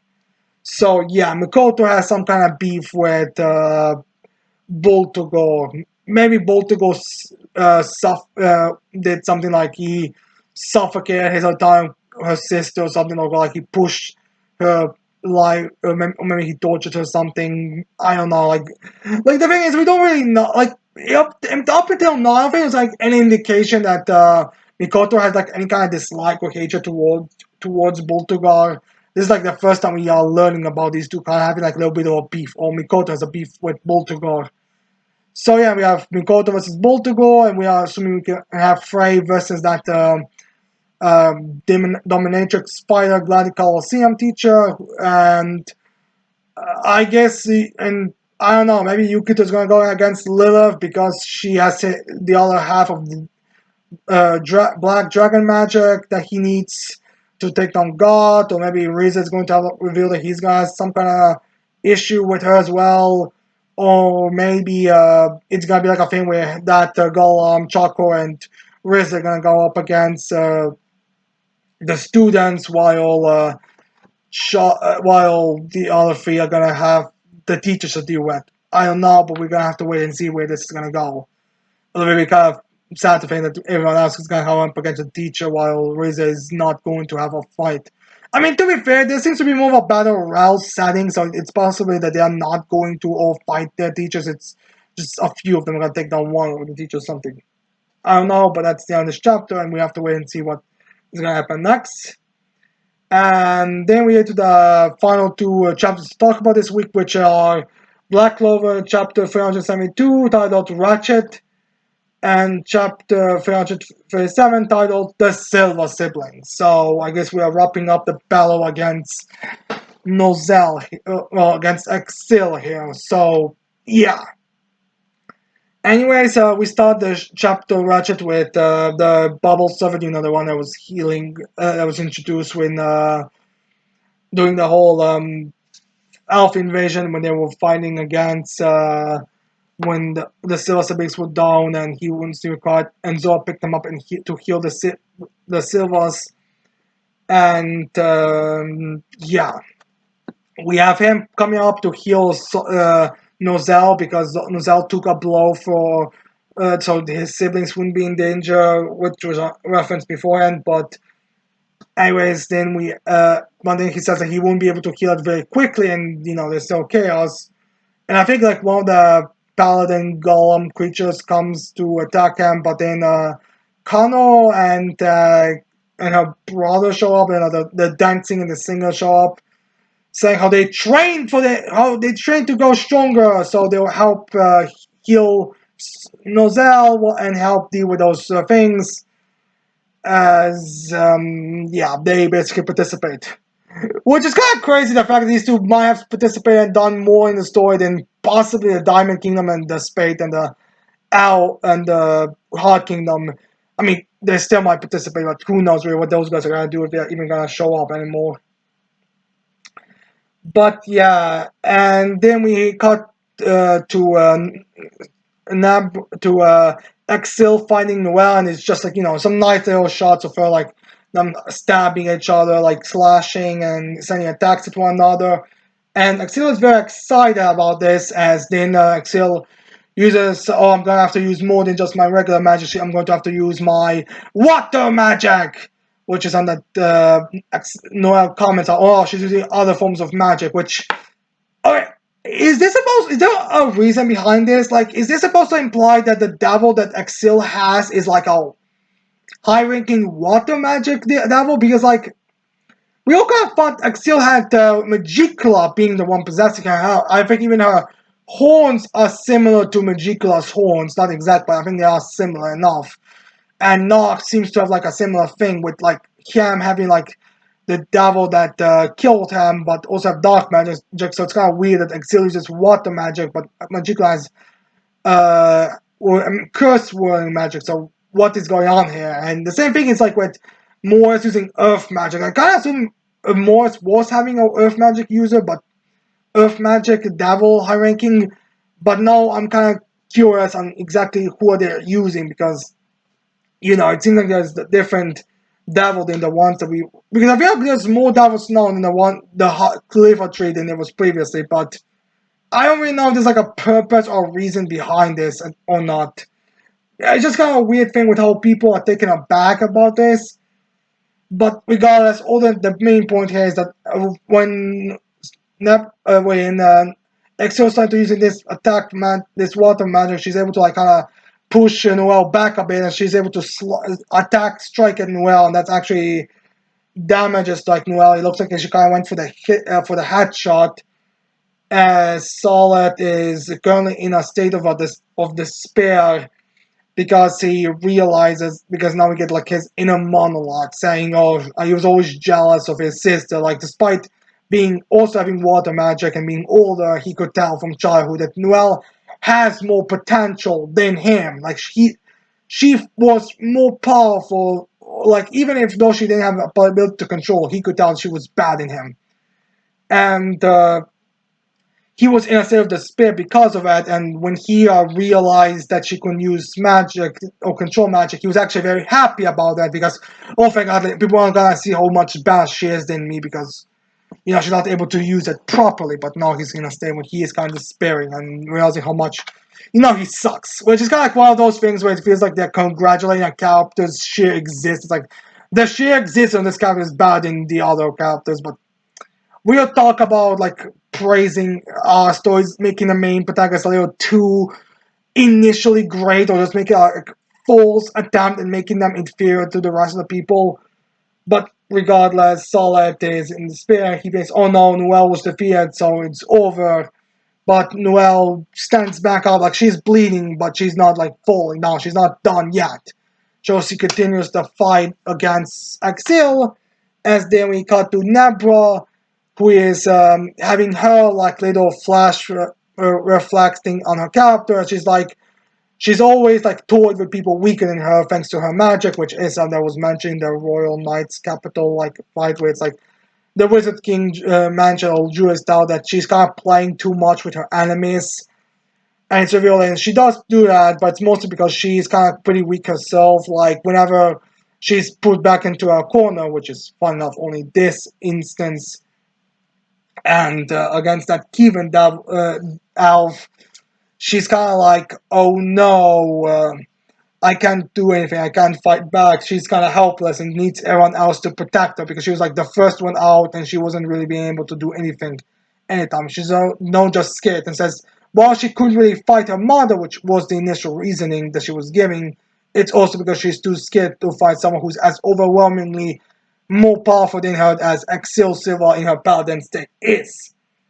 So, yeah, she's very terrified of this prospect, and then we cut again with the battle against Noel and Axel, where it looks like Axel's going for another like a blow to take her down, but then the last minute we have Solid and Nabra being able to put enough of their shit together to jump in and save Noel. Like they seem like I think they combine the attack to like block the attack or like counter the attack or something. While Solid jumps into Noel to like push her all the way from the danger zone. Or actually, I think Nabra uses her mist magic to like help Solid get to Noel to push her out the way of the attack, so they're not in danger. As then we have the the water temple priest duo sub dancers or performers saying it's up to you, the silver siblings, as we have Nozel appearing because he recovered enough, so they'll all work together to defeat Axel together. So yeah, and that's where we end this chapter off as we then. Mm, as we start the Silver Siblings chapter, as we have Nabel putting up a giant mist wall to be like, alright, let's come with a plan to defeat Mother while in this mist wall, even if it's just for seconds. We should be able to have enough time for that. As basically the plan boils down to the fact that Noelle has a lot of like latent magic potential, like she has a lot more power than she's even using now.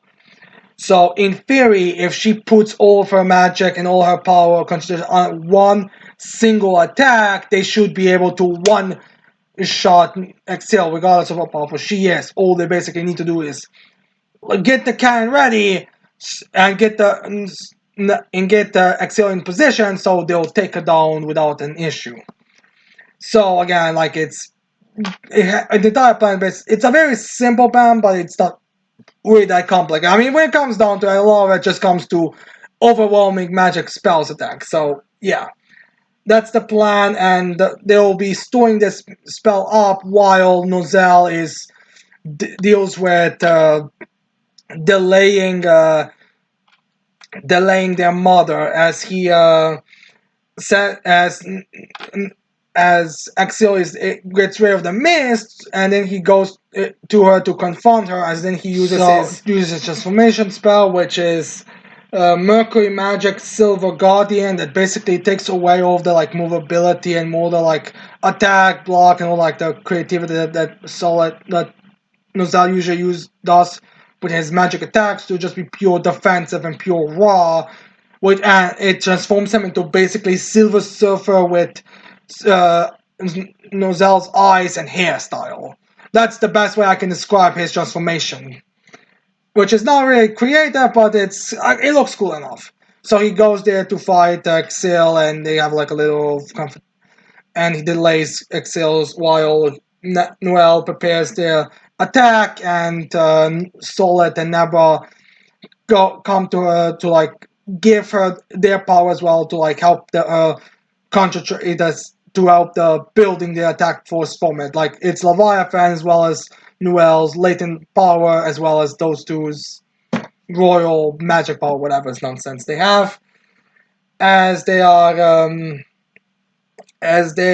prepare the attack, as then we have like the two of them reminiscing about what they've done, why they really decided to go against her, like how they were using the insecurities and all that, putting it all on Noelle, how it's their fault that she is the way it is, and it's all dramatic and it's all building up to a moment for them to apologize to Noelle about everything they've done and all that, which is, it's dramatic and the artwork really sells it. The issue is that this is kind of like one of those things where it's like the Silver Siblings, especially these two, have been basically irrelevant since volume 19? Like, this volume with them all on the cover, I think it's the last time that we've even have these guys be together. Like, I mean, I think there is like one moment in volume 20 where Solid tells Noelle that he will get stronger and he will surpass her, but I'm not entirely certain. I think I know in the anime that happens, but I'm not entirely certain if that happens in the manga as well, but I think it probably does. But after this volume, you essentially have the two of them being irrelevant since outside of blocking, since again they're like just recognizable faces amongst the Magic Knights. It's like to kind of show the scope of this. So seeing this moment with them admitting their weakness and apologizing to Noelle for all they've done, all the horrible things they've been doing, it's like I like the idea, I like the moment, but it's very empty behind that. Like, it's been essential. Like, even with even if we include volume 20, it's been like 14, 15 chapters since then. I want to say 14, but like, wait, wait. Volume 30, if memory serves me correctly, is the no. Wait, let me remember. If I remember correctly, volume 30 is the one where the Noelle finding Megicula, which another is like another example. Even though Nozel, even though he was more involved in that, he only showed up in the battle against Megicula, against the person responsible for their mother's death in the end of the fight, where essentially it was just like one final push. And only they like kind of like there was some I guess kind of reconcile with Nozel there, I guess. But then we had like but then we have the volume. Then we had the volume with. Then we had the volume with Seke on the cover. Then I think we had that like Sister Lily volume cover. Then we had Ichika. Then we had at the Shogun of Land of the Rising Sun volume. Yeah, I think no volume. It was volume 6. This is gonna be in volume 307. I mean, almost 17 volumes.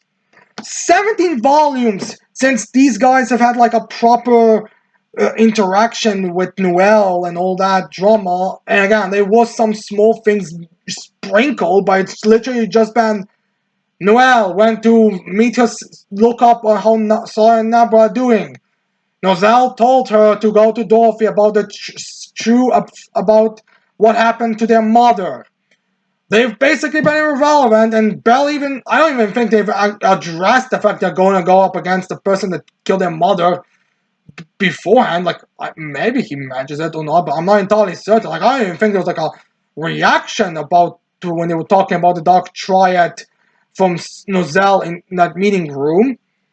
And then they basically disappear, and Noelle has that solo fight against Vonica, which again they're like nothing there from Nozel. They like again, I don't mind this chapter. I like what they're doing. It's just that this is like nothing. Like these guys have been again almost irrelevant for basically 17 volumes.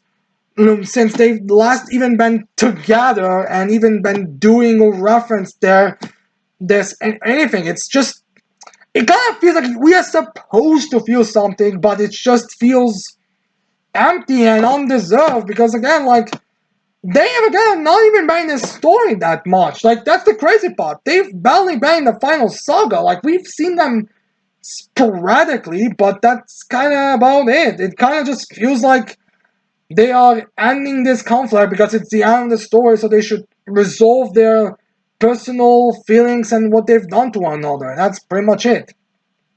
So yeah, it kind of just feels like it's just there because, well, they need to.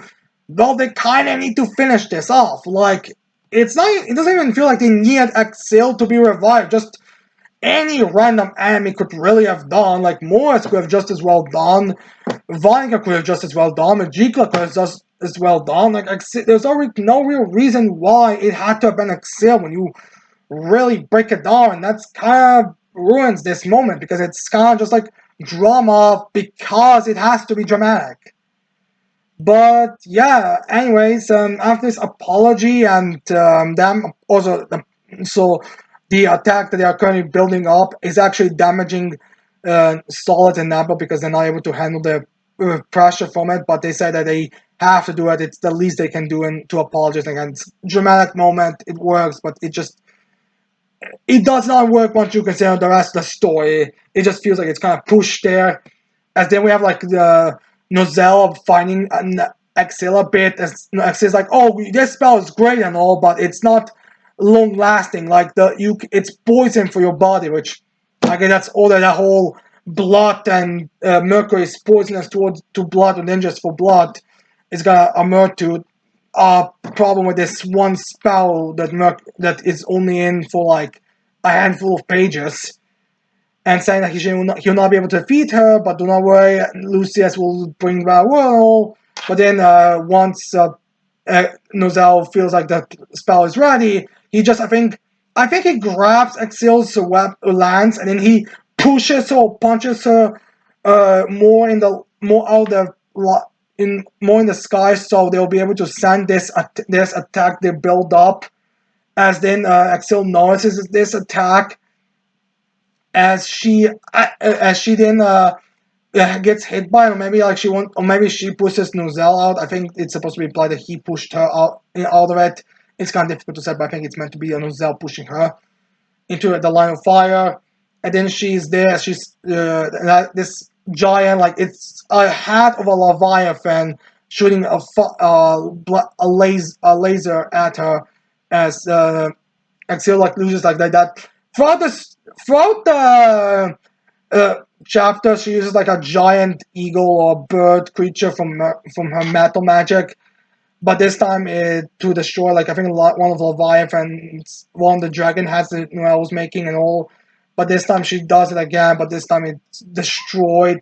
It's kind of a similar idea as it was like with Vanika's Blood Beast, where like in the first time we see her, she destroys like the dragon, what the dragons roar. But then we see Noel using that attack again after the training with the saint form, and that just completely devours Vanika's blood magic beast. So it's kind of like a similar deal with the giant eagle prefers destroying the dragon attack, but no, this time the dragon blast is enough to destroy the eagle and hits Axel Silva and it defeats her. Like her body is getting destroyed, and the idea is very much that she's supposed to be defeated. I don't think we see her completely like disintegrating, just a few of her limbs are like being ripped apart, but regardless, the idea is that she is defeated, and Axel is very proud of them because even though they took that long ride around, they are finally siblings. As we get the final page where we have them all standing together, and yeah, I really wish I could feel more towards it. I could feel more of an impact. It's just kind of, again, kind of comes off. It's just there because it's the end of the story. And I guess they should at least have some kind of reconciliation with the siblings and all that. But that's about it. They're not. I wouldn't say these are as bad as the previous two chapters were with the whole battle with Magma and Locke versus the Lucius copy. And actually, no, I think the last chapter was no. Actually, I think it was just the last three chapters where you just had the battle between Magma and Locke versus the one Lucius. The battle where we had a bunch of the Black was just going up against like random angel golems and Lucius copies. It's and Morris versus Meliona, but it's definitely better than those ones. But it's just kind of empty. I really wish I could feel more towards it. It's just kind of, again, it's barely been a thing. It kind of just feels like a mandate. Like I really am starting to think a hot take. I know, but I'm starting to suspect that Hakoshi had that no Tabata didn't exactly know how to finish this story with Noel and her siblings. So he kind of just threw random shit and the thought, I guess I should probably have Nozel appear against Magicula. I guess I should be using Excel. I guess I should revive Excel. It would kind of make sense as the final opponent. It's kind of like impactful, but it just doesn't, and it's really sad to see. But I guess that's. I mean, I guess this is just what post Elf Saga Black Clover has really been when it comes down to it. But whatever. Anyways, I hope you liked this video. I hope you leave your thoughts on these chapters I've reacted to and to what you've been reading this week in the comments below. Don't forget to leave a like, subscribe to this channel for more videos in the future. And with that said, I cannot wait to see all of you mortals next time. Goodbye.